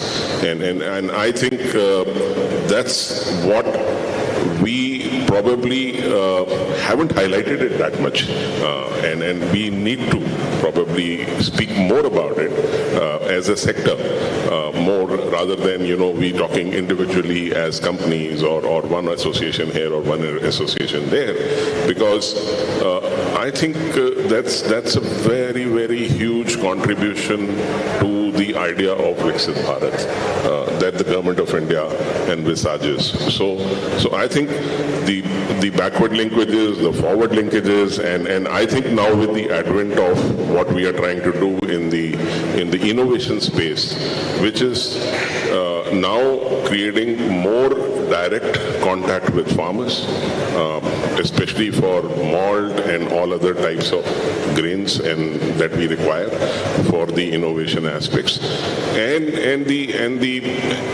the way we had in the earlier session, people spoke about luxury, and the way people are now interacting with the brands that we have to offer, which creates so many opportunities of creating more and more employment in the food and beverage sector, in the luxury space, and everywhere. So I think it's a tremendous opportunity that needs to be leveraged. Thanks, Sanjeev. One of the biggest changes which have been seen by all of us in the last few years is the advent of what I call a march towards premiumization. And the premiumization has been driven by, obviously, socio-economic factors, rising incomes, exposure to choices, etc. And a lot of it has been driven by new categories. So would you like to speak Aviv, on that, on new categories, and how do you see the new categories' influence on premiumization? I think for particularly talking about premiumization in an Indian context, and I think we touched upon it in the last panel discussion as well, it has always been a foreign, concept in terms of, okay, we're upgrading in life, so we must move towards foreign brands, and we must move towards, the single malt scotches or vodkas from outside and stuff like that. I think for a long time now, and it's been a considerable amount of time, the shift has been happening where people are saying, enough of having the stuff from outside, but we can create high quality spirits within India itself. And this includes indigenous spirits, which I think Mr. Sachdeva brought up as well, and as well as spirits that we have inherited. Let's say the concepts of what the classification of spirits is probably like 100 years old in India, but that's what we've inherited. I think the time is also to break out of that and start classifying our own indigenous spirits, and that premiumization aspect can then take on a very, very different shape, because you're not then bound by foreign regulations or about what classifies as single malt, what classifies as gin, so on. You're talking purely about then giving access to a consumer in India who might not be worldly wise or super connected, but has the amount of money or capacity to try the finer things in life. And the finer things in life might be a Mahua spirit. It might be something for him which is closer to home. And I think that's why we need to look at what the idea of a Viksit Bharat is for all of us. Is it to ape the West and to continue on that path? Or is it to create an India with a strong identity of its own? And that's where I think the premiumization aspect should move towards, and I think is moving towards, is people who are proud of what we create and what we stand for. And this is where I think it will be a very, very discernible shift from anywhere else, I would say, in the world. Maybe China is similar in some ways, because Baijiu as a spirit is something which they do take to in a luxury context. But very few countries in our size and our capacity are able to actually say, let's go with what we create and not follow the West or follow what has been given to us before. And I think that's very important in this context. We produce gin, right? From my context, it is a foreign spirit. But we also understand there are things that are possible within India to make with an Indian context behind it. So, for example, Hapusha is all about India, so on and so forth. When we made a rum, it was about finding how is it that India as a tropical country has not produced a rum of that quality or whatever it might be, because you see West Indies and you see, the various different tropical parts of the world which have produced high quality, all the appellations of the rum category. Within India, I think we have now started creating high quality spirits, even, going past what has happened outside. So I think this is important, that we are able to surpass the quality of what is happening outside, plus focus on what we are producing within the country itself. So I think these are the two aspects we need to balance, and that's how we'll go towards that proper premiumization, and the Viksit Bharat agenda will actually take shape because of that. Yeah, thanks, Satan. I think whilst premiumization is a process, I think the key drivers also need to be identified. And I think it's all about young India, it's all about young entrepreneurship who thinking outside the box, and therefore their ability to connect to Gen Next, the ability to provide products which are exciting and of course linked to Make in India. What do you think has been the most important thing which has created this? Because products at the end of the day have to deliver on a promise. Forget the imagery, etc. But on the promise, what do you think has helped young entrepreneurs, new wave producers create a product which gels with the consumer? Yes, Neeraj, please. So first, thank you so much for inviting all of us here. I would first like to touch upon what Abhishek was trying to say about premiumization. My take is a little different. For me, premiumization is, what we perceive of people, what they're looking for, before we try making a product for them. So our understanding on premiumization could be, there is a financial independence in a lot of people now, which probably wasn't there in past. There's a lookout of better spirits or alcohol because of the information access they have through social media on what is happening on the global scale in terms of trending products, could be the ingredients which are used to make those products. It is no longer you picking up a glass, just gulping it anymore. What we see now, people pick it up, see it, how good it looks, smell it, and then sip it, and then they react. So we understand premiumization with this particular perspective, that consumers are looking for premium products, but there's also an aspiration that we also sense in between. So we work on aspiration. We try to bring them closer to the premium choice they wish to make. And that's what the aspiration for us is. So that's how we launched our first product. I'm just taking a reference of that. Our commitment towards making a great product will always be there. But meeting the aspiration is our first vision that we created. Let's make great products which meet aspirations. So we are making extremely premium products. We're working on indicators very closely. We proudly call ourselves a data company which is into alcohol space. So we understand global trends. We understand what people are trying to shift to. What is their disposable income now? What could be their next choice of beverage in the next 3 years? Are we preparing it for right now or not? And what space should we enter? So that's how we look at it. In fact, we see a lot of companies also focusing on the same. I would not name anyone, but we see a lot of focus shifting towards premium spirits by the large giants in this space. And I think that is also an answer to what premiumization means to us, to the industry, and to people as well. Thank you. Excellent. Neeraj, I'd just like to add on to what you said. And I think one of the biggest drivers of this process of premiumization is led by the changing retail landscape, which is building up an ambience, a shopping experience, the ability to have a choice, education. So getting into what you used to call the old theka, where you just walked in with the mind that I'm going to buy a rum, has now moved on into saying, I want to buy a product, a brand.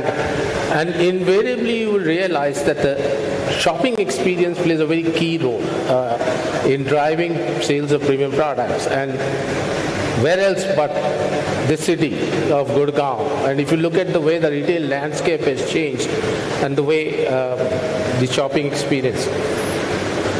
The other aspect which I think has played a very key role is the on-trade. The changing landscape of the on-trade has also worked very, very strongly because it's giving a set of drinkers again to walk into an outlet which is in line with their aspirations and have access to products to try out. Instead of having to buy a bottle, you can actually have smaller socializing, etc. The third, of course, is quality. You alluded to it. But I think what's happened is India has started getting access to quality and the way you make products. But more importantly is the mindset of us as a country to understand that quality is foremost in whatever you deliver. It's no longer the day when you could just, bottle a gin or a vodka and just deliver it to a consumer, put your price point in and say, this is the category, I will go and buy market share. It's no longer that. It's all about quality delivery coupled with great retail experience and on-trade experience. So, thank you. Ankur, you've had a very interesting career. You worked with international brands, you worked with domestic companies creating domestic iconic brands and in categories which have grown. In your mind, if we have to accelerate the pace of moving from where we are today towards where we should be by 2040, which is when we are supposed to be self-reliant, what is, from a brand product perspective, your views as to what do we need to do in the right way? Thank you very much. Hello, everyone. It's a very broad question, but just to underscore where we are at today, India is the most populous nation in the world, as we all know. And yet we are 5th in the pecking order as far as the Alcobev industry in India, vis-a-vis the globe. So the headroom is substantial. I mean, we can put the reasons down to per capita consumption, incidence of alcohol consumption, and so on and so forth. But safe to say that if we were to play catch up, we would very quickly climb on that ladder. So to your question, what can be done? I think you started off by saying that as an industry, we need to be taken more seriously. I think we do ourselves a little bit of a disservice by just limiting ourselves to Alcobev industry. You hinted at the fact that how we contribute to the packaging industry. But to my mind, Alcobev is a lubricant and a force multiplier that cuts across hospitality, tourism, and I'll go as far as to say entertainment as a whole. I mean, I don't know how this would sound, but I can't think of going out and having a good time without alcohol. So yet there are people who do it, so no offense there. But so I think Alcobev industry has done well. We have come a long way, as you said, in the last 1 decade. But there is a long runway ahead. And interestingly, just to put that in context, internationally, I was reading a Jeffries report which said the US is currently looking at this is a new word for me, depremiumization. There, because of the challenges post-COVID, there was a frenzy, of course, but that has died down now and people are struggling with the cost of living. And people are actually coming down in that sort of price chain, as it were. Compared to that, there is no sign, thank God for that, there is no sign of any such thing or premiumization slowing down. The Euromonitor report that I saw earlier with the household discretionary and disposable income only going up to 2030, somebody said. So that's great news for all of us. I think we need to, you touched on quality, we need to stick to that. We need to continue to probe other categories. We need to, I think people talk about premiumization as if it just started. Premiumization has been happening for many, many years. And post-COVID, it was a necessity as opposed to a choice, because the cost of goods just kept going up, whether it was glass, whether it was ENA. For those of us who were managing large scale businesses, it was a nightmare during that time, because as we all know, our industry doesn't give price increases that easily. So we were looking at a situation where our margins were getting compressed. So premiumization was the only answer. Luckily, the consumer was ahead of us, and it forced our hand to cater to that. A lot of the innovation that you see today from the larger players has come as a result of it. As far as the new guys go, the startups that have come about to be, I think good they were not from the industry, so they didn't carry a baggage. They came with a new spirit. They were catering to their own age profile. They understood the trends, and they were first on the go. So kudos to that. I'll leave it at that. Thank you. Okay. Thanks, Ankur. One very key point which you made that, and I think I will leave that when we come to Subbu and the way we look forward, is that the policymakers need to understand that investment in a sector is not limited to putting up a factory. Investment in the sector is about creating the market which will enable putting up a factory. Because without a market, you cannot put up a factory.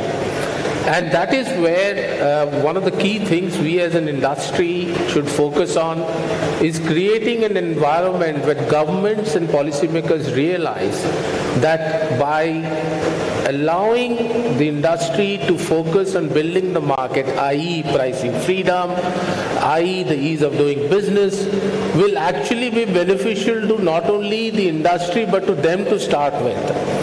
Because statistics which I have seen in my last 3 months after I joined this role a 1% shift in the mix in a large state adds on 500 crores in revenue. If you shift from the way the structure is, and there are many states where the majority of the revenue comes from the bottom end of the market. But if you just start shifting that towards, so there's a lot of scope for us to do that, and we'll deal with it when we, close it out. But more importantly, whilst we've been speaking about spirits, let's not forget that in the Alcobev space, there is another major player, which is the beer category. And beer category has also seen a lot of innovation. I think it's seen actually a lot of dramatic innovation. So let's look at Abhinav helping us understand what has been the innovation. How has he seen his journey in this period? Because he's created a very good, vibrant business. Thanks, Sanjit. Good afternoon, everyone. Beer, very interesting. Given the fact that it hardly contributes about 20% of the overall Alcobev space. But where I started from was to look at a huge gap in terms of what the consumer wanted and what he was getting. 88% strong beer drinkers in this country, and nobody wants to be clicked with a strong beer bottle in his hand. I mean, that's a big problem. And yet everybody wants to have a beer that has sufficient kick at the end of the day. We, and not just we, I think a lot of people saw this opportunity and come out and brought in products that now resonate with a larger set of customers, where they feel that yes, you can have great beers without actually thinking about how much alcohol does it contain. It also helps that globally now you have a set of consumers now in India especially that has the awareness, also has acquired the taste and the knowledge which kind of helps in bringing out products which are not routine. For example, now you're not just restricted to a certain fermentation process. You're not just restricted to lagers. You're not just restricted to certain categories. So you have a host of companies experimenting with a lot of categories, varietals, ingredients. For example, we have a partnership now with Souffle Malteries, where we can actually trace back the barley that we use to the farm that was grown in. So even at a craft level, you now have access to providers and suppliers where you can link your raw material to the final produce. So given the batch that you produce, you can go back and say, okay, this was the farm where my barley was grown. It helps. It kind of also brings forth the power of provenance that has so far not been utilized in this country. We're sitting on a big mine of provenance. Nowhere in the world you have the Himalayas. Nowhere in the world you have Rajasthan. Nowhere in the world you have the kind of climate that we have. The kind of agricultural produce that we can bank on. And somebody touched upon this, and I'm sorry I didn't remember, but the kind of barley that goes into a single malt, or the rice. We've just launched a produce which uses which combines Belgian malts with Doon Valley rice. Now, we're sitting on a gold mine of provenance, and these provenance are already established as premium. So we don't need to go back and say, yaar, ki mujhe MP sharbati gehu ka hi aata chahiye, right? So if you use that for a produce, it is already premium. You're already touching upon something that has established provenance. And this is where which I feel is where the future lies, not just for domestically sales, but for global standpoint. Gone are the days when you would look back and say, the whole Japanese single malt industry is standing on something similar, right? Glacier water, Japanese grain. This is something that I feel where especially the beer industry is standing at. This is a cusp where the consumer is now looking at some great new products which come with the provenance, the geographical provenance, and some great artisanal work. So exciting times ahead. Excellent, excellent, Abhinav. So now we move to something which is very interesting. I'm sorry, so I'm giving you to the last because you are going to play the most important role at the end. So just bear with me for a few minutes more. Some interesting numbers which I'll share with you. Our exports grew last year at 16%, but value-wise it grew by 20%. Which obviously comes to us that we've transgressed from selling, I would say, products meant only for the Indian diaspora in, say, Africa, Middle East, etc., to now going really global. Now, the signs of a good, vibrant industry and growth of domestic business leads you to understand that we have arrived in terms of providing quality products acceptable into what we call more discerning markets. Another startling number, which I again would like to share with you, which many of you may not know, is that Indian single malts sell more than international single malts in India. Okay. First step towards Viksit Bharat. And the most interesting thing as a data point there is it's not cheaper than the international single malts. It's actually at par, if not more premium than others. So we have now reached a stage where I think our mindset again has moved, that we can do it. And for us to move towards self-reliance, as I said, whether it's in gin or whether it's in single malts or providing better quality, you need first a mindset change, that I will not do things the way I used to do before. I think we can make good quality products, and I think you can market good quality products. So that's a very important data point for all of us.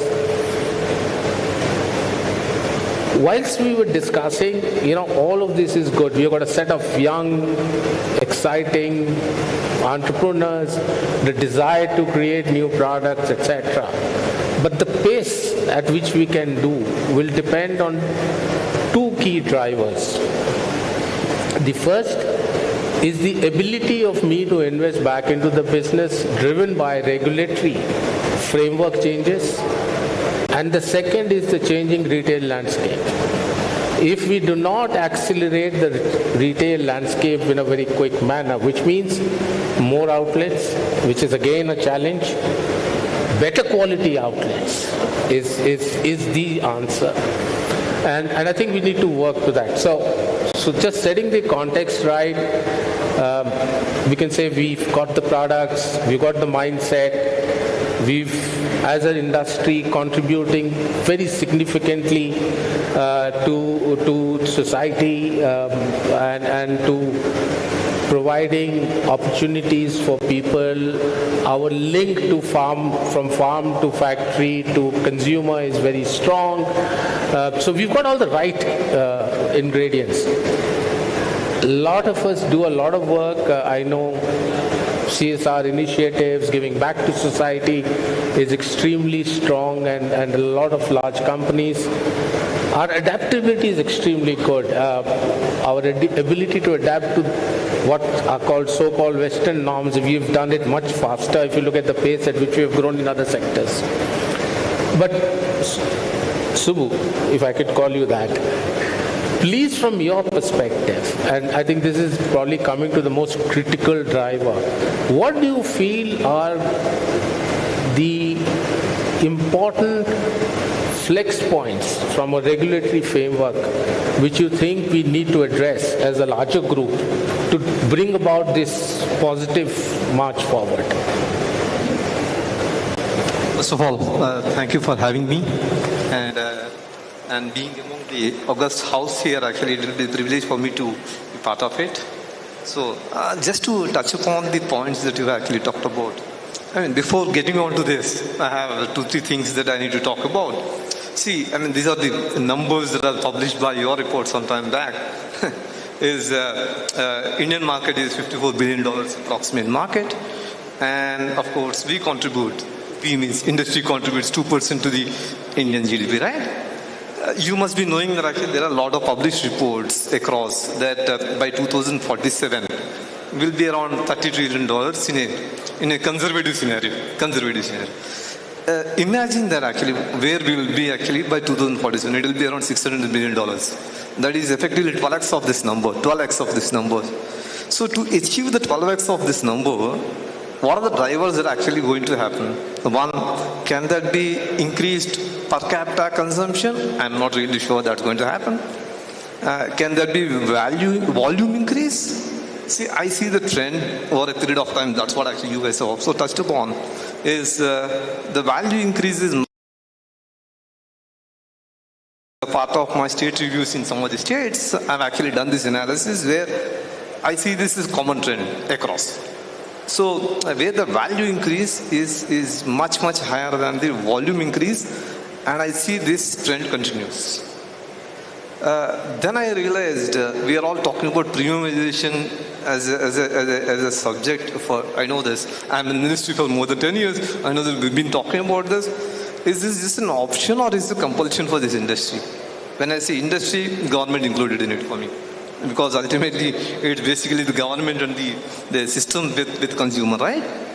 So I see this is, premiumization is a must-have, not just good to have. It is a compulsion for the industry and the government to achieve the targets. Premiumization, there is no alternative to premiumization.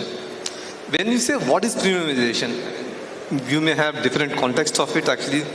As a public policy consultant for some years, the way that I look at it is mainly from government perspective, of course, industry is there, is how much is the average recovery rate that the government revenue is going to increase on, or for the matter, what is the average MRP across, right? I see this trend in across. I did this analysis across in a 180 ml bottle kind of actually. It will be ranging from 90 rupees to 200 rupees per case, per bottle kind of.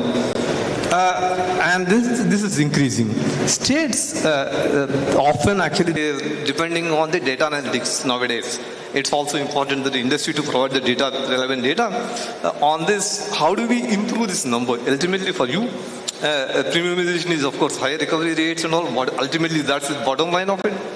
Second, even the states also the same. It's basically to improve the higher recovery rates per case of sold, right? How do you do it? In fact, you touched upon the important point that I have actually written down. It's the retail experience. Ultimately, it's the retail. It's not just increasing the retail stores, it's the retail experience. How do we increase the retail experience? And there are a lot of ways. I mean, you guys are experts, I don't need to talk about. But it's, my sense of it is actually currently the governments are echoing the same views. In fact, they're also on the industry side of it as we speak. Just that actually we, as industry, we need to give a data inputs to create a win-win situation. I was talking to sir yesterday, Sanjit sir yesterday, on what are the things that we can give to the industry, industry to the government. Ultimately, it's about alternatives, quoting some of the examples in different states. We know 30 odd states are there. Each of the states can provide alternatives. Show to the government, this is winnable, this is how you need to win, this is how going to happen. I think that is something that as industry we need to engage and then give to the government, where I see that there is a improved effort actually of late, I see that.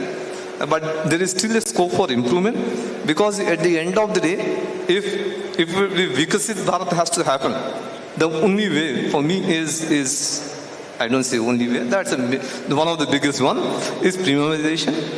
And for that to happen, I'm sure the governments are, while in different degrees, you can actually measure the government's response, but I see the pattern is in the positive way as we speak. I'd just like to touch upon one point in this. Thank you. I think, as you mentioned, accessibility and getting access to the purchase of a bottle in India currently is through your on-premise and your off-premise, and that's it. Literally the only touch points you can have are these two places. And by a measure of exponents, I think we are off in the off trade. You have, for the same population, let's say take a standard size of population, which is what we're catering to, they will have 20 million grocery stores catering to that particular population. Whereas for a premium alcohol experience, they'll have 20,000 stores. So there is a massive difference in terms of what access we give our consumers from a regulatory standpoint, or like allowing them access to alcohol. So these are the kind of things that will make a shift. Once you start expanding that, giving more people access, opening up e-commerce, getting into things where you're giving responsibility to the consumer as opposed to schooling them, is when you start looking at consumers becoming responsible and starting that journey of premiumization within themselves as well. So overall, that, as you mentioned, 600 billion is a massive number, right? How do you get to 600 billion when starting off from very, very low numbers? So 50, 55. So it has to be something which has to be a concerted effort from both sides. And I think that's where it comes in. I think, as Sir said, it is and has been pointing towards a positive step in many states that we can see. And I'd just like to point out from my personal experience, having launched a couple of MNCs across India and set up their sort of companies from scratch, it's way easier to do that than right now where I am sitting with an Indian company. We face a lot more trouble right now than I would have faced 15 years in my life working with. So it is definitely a mismatch when it comes to what we are creating here versus what we bring into India. And I think that also needs to be balanced out. Agree on what we can do, cannot do in terms of regulation, that's fine. But it needs to be balanced out in terms of giving equal opportunity, equal access, and not putting so much red tape behind what we create in India. Yes, I think so. You touched on a very important thing, market access and market, what I call invigoration through making accessibility easier, and that can happen through various interventions, which I'm sure amongst groups such as us, whether we as an association or the companies, we can work towards. Another thing which is important for us to make governments understand is that affordability also plays a key role. And let's not run away from the fact that sometimes many markets have priced products out of range, whether be in beer or premium spirits. But the positives are they've started listening. And I think 2-3 indications will tell you in the last 3 years we've had Maharashtra relooking at pricing, or for example recently Karnataka, where they suddenly realized they were the second most expensive market in the country, and therefore their ability to sustain themselves both from external forces and internal generation of volume was severely compromised. So I think affordability is a very key factor, and we as an industry need to start working on that, because sometimes government becomes penny wise pound foolish. You know, they don't understand that the way you can raise revenues just by raising it by 10% or keep prices very high. So affordability is key. Sanjeev, you wanted to say something? Yes, Sanjit, basically Subbu sir spoke about premiumization, and I think the theme of the discussion is based around Viksit Bharat. So I think I just wanted to add a context to it. You know, 2028, India becomes a $5 trillion economy. It would be the third largest economy in the world, only after US and China. But why isn't the government then saying Viksit Bharat 2028? Why is it Viksit Bharat 2047? And I think the answer lies in the per capita income, which is still going to be much lower as compared to the other developed economies, and also some of the other intrinsic problems that we have. Keeping that in mind, I think that is where the government says that we are going to increase this per capita income and to a place. And it's not about the size of the economy, which is going to be $30 trillion maybe when 2047, the centenary year happens. It's about the per capita income, which probably we are talking about somewhere around $12,000 plus is when you get categorized as a developed economy. And that is where, as an industry, we need to understand the purchasing power. When the per capita income in the country is 12,000, Subbu said that premiumization is something which the governments will also require. I think it's the need in hour. The government understands its revenue only increases from alcohol when premiumization happens.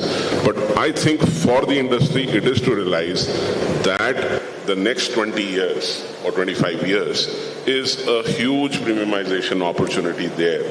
And that is where I think the industry then needs to go back to the government and start talking about it, because being 2% of the overall economy or the nominal GDP, and still having to do 10,000 interactions with government officials to run a plant in a year, I don't think so that's a proper matching. Absolutely. And that is where I think the focus of our discussions has to be with the government, whether it is exports, whether it is domestic industry, that how do we minimize this aspect to leverage premiumization, which is going to be the biggest beneficiary not only for the industry, but this is the only way the governments can think of continue to increase revenue or maximize revenue from this sector. Thanks, Sanjeev. Just to add on to what you just said, I think the government and overall basis, as far as I now call the alcohol business, not the Alcobev business, has also started putting in levers which will drive per capita up. Just a number for you, maize, which was at 16 rupees a kilo last year, is now officially trading at 22, and with demand. It's just not something which is speculative. Sowing of maize has gone up by 30%. That's the expected harvest output this year. Now, what I'm trying to allude to here is that we as an industry are actually also helping farmers become richer, because we are translating farm income growth by 50% is huge. You will move away from traditional rice and wheat into less water guzzling crops. So I'm just trying to explain to the group here that we as an industry touch many more lives than just making people feel happy. It's all about providing revenue generation. It's all about providing employment, especially in rural India. So there's some good things happening. You wanted to say something? On a fact, probably the liquor industry would be the largest processing industry by category. And I'm sure we've touched on a lot of data points, but given the fact that the amount of farmers who are directly linked to this industry, and as you rightly pointed out, every input that we use has seen a massive increase over the last, not 10 years, but probably the last 3 or 4 years, especially barley, rice, and any other input like maize that has gone into the production. What is the need of the hour is also a look at for the same Viksit Bharat agenda, the kind of contribution you make. A lot of states making up to 20% of their revenue from the alcohol taxes overall. Is to give its due. A bigger factor is accessibility. This accessibility, not just in terms of the price point, but also in terms of better availability, an easier regime to give access to production facilities that allow people to consume better products, and these products to reach markets without barriers, a sort of a unified regime where I don't have to pay 100 rupees for a product in Delhi but pay 200 rupees in Bangalore. Have a shock. There have been instances where I buy a bottle of let's say a beer in Delhi for 100 rupees and then pay 300 rupees in some other state. This is something that we need to look at. Also, what we need to look at, the contribution of this industry and the amount of times that these input costs, for example, the GST, can actually come back and get reinvested into the business. It will actually add more value to the government when this all of the money then recirculates within the industry and comes back and gets reinvested. I have seen states now looking at or realizing that how unaffordable they have made, for example, beer. I've seen Uttarakhand, for example, taking a rain check on beer prices a few years back. But again, it's preposterous for a bottle of beer to cost 3 times or 4 times or 5 times a bottle of Coke. and then we lament, oh fuck, this industry is not growing at the level where it should have grown. The per capita consumption is probably the lowest anywhere possible in the world. We've just not made it accessible enough. And the potential lies in the fact that if we just allow it to prosper, we just allow it to be, it will be at a much larger scale than what it is today. So, yes, given the fact that where we are, if the governments were to look up and then say that, yes, we are willing to just bring down the barriers a bit, make it a little more easier, things can look different. You want to say something? Yep. Thank you very much. I think he's triggered a point, and I've been in this industry for almost 25 years. And where we are today is really a testament to the resilience of the industry and individual entrepreneurs. This is a capital-intensive industry. And no disrespect to some of you, you're sitting here representing maybe some part of the government, but I think we have gotten to this point not because of the government, but despite the government. I will say this, that in this position where we are at, and this industry took a hit to the chest during COVID. On-premise accounts were blown out of the air, absolutely. Many of them haven't bounced back ever. So many F&B professionals were displaced. And unlike in the West, there was no help towards them. Not even from the financial institutions, not from the government, none whatsoever. But we are at this point, it's quite amazing and speaks volumes of this industry and the individual enterprise.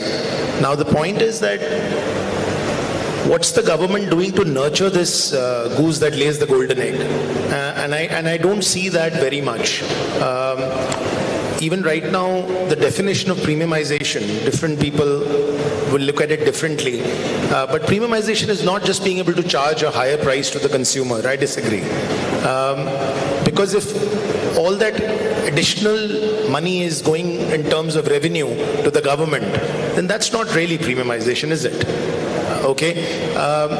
Some statistic suggests, I think it was a report from ISWAI only, where every rupee generated in sale at the counter, some 30 odd paisa goes to the government coffers. So if that's the, if that proportion is sacrosanct, or if there is a mechanism in which we can put, and again, I'm saying something with very broad brushstrokes. Not all states are the same. Some states are better than the others. Some are more conducive, some are less. But by and large, I feel there should be some kind of a joint task force which puts together a self-imposed model or code of conduct on both sides. Annually, we shouldn't have to go and beg and make a case for price increases to the state government, when it's a reality. It's government published figures of inflation, and therefore price increases should be inflation indexed, and so on and so forth. Approvals, policies for a industry that contributes to many states 1/3 of their direct revenue, direct and indirect revenue. We're not exactly treated well, is the point I'd make, and I think it's time somebody made a start. Thank you. Thank you.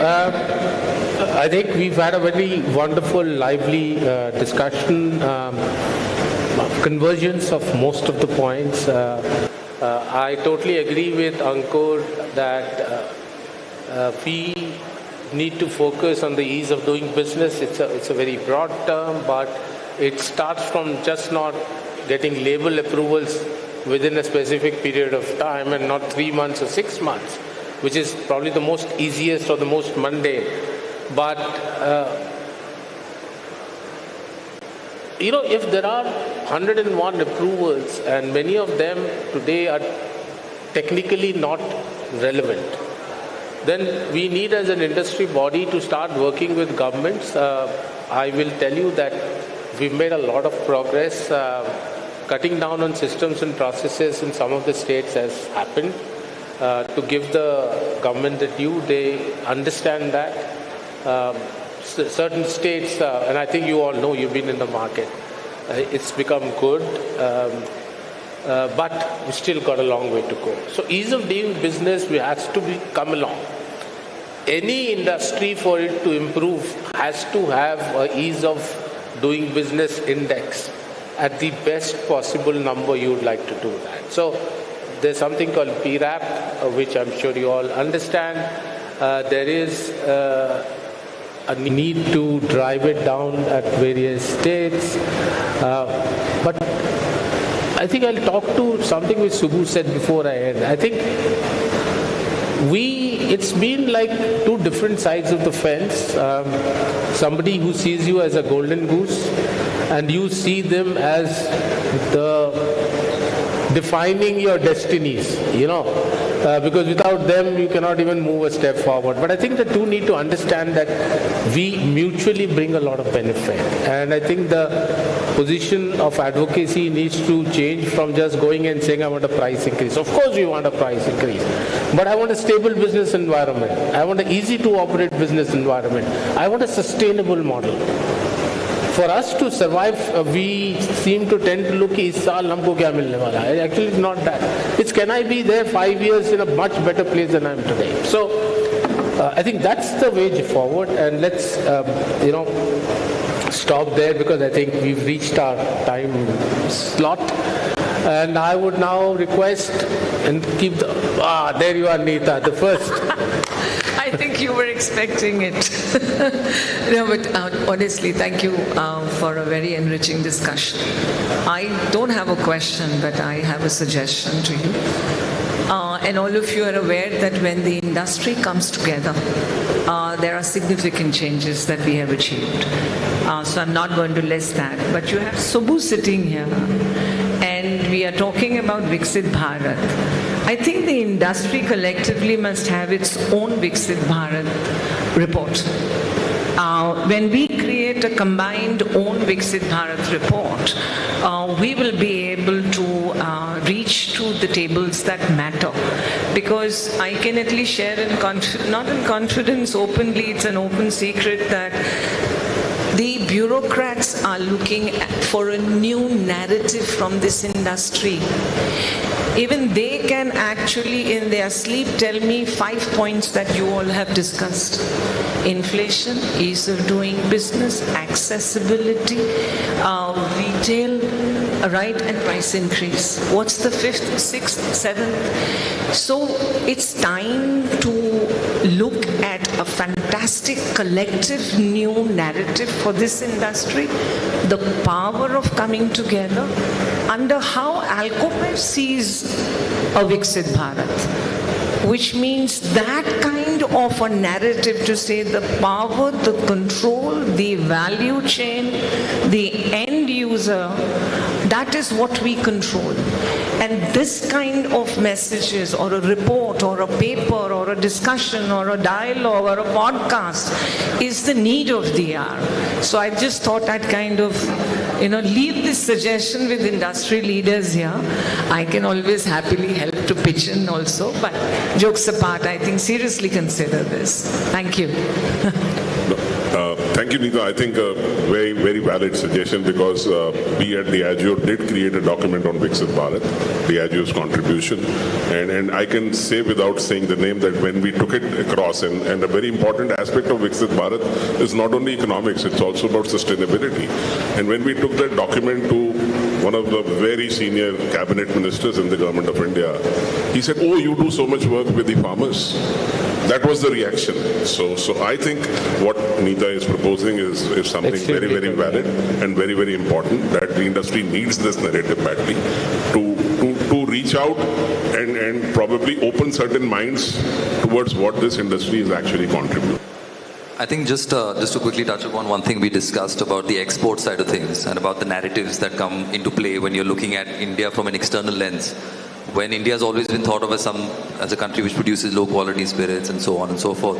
Now we genuinely, when we go out to our 23, 24 countries, when we are selling our brands or making them taste our brands or whatever it might be, and I see it happening for Indian single malts and for lots of other brands, there is a genuine astonishment about, okay, this is what India is capable of. That kind of thing, which for us, don't patronize us. We can do this. We know how to do this. But at the end of the day, it's also a great thing for the governments to understand that a country like Scotland is famous across the world for its whiskey. That's what it's primarily known for.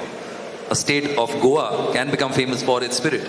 A country like India can become famous for multiple spirits. So there is a genuine narrative, spiel there as well, which can come into play, which is sort of about the soft power of India when it comes to going out in the world as well. Thank you, Abhishek. Thank you. I think absolutely correct. And I think you've just further re-emphasized the fact that we can produce great quality products. And I think the Western world has started recognizing it. And I think consumers' acceptance of our products, and we have unique positioning, be it an Indian craft gin, because as you know, gin is synonymous to India. Very few people know that. It's actually synonymous to India. So good. If there are any more questions, we'll be more than happy to take them, or we can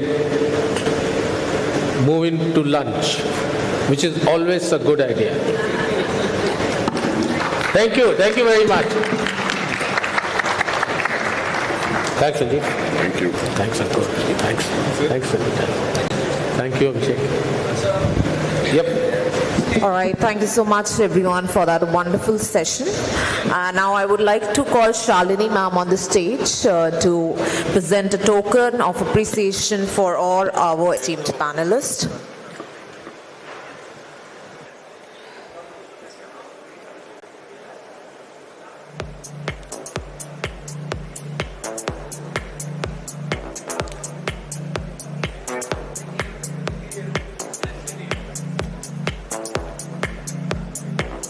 Can we get the hampers?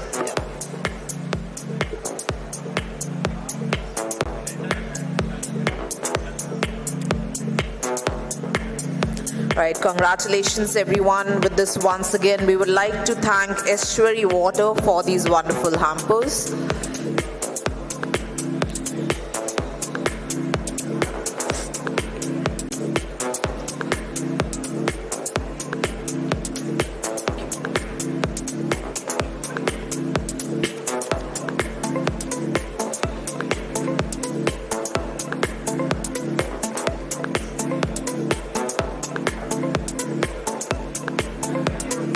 All right, once again, let's have a round of applause for the wonderful session which we had. Thank you so much.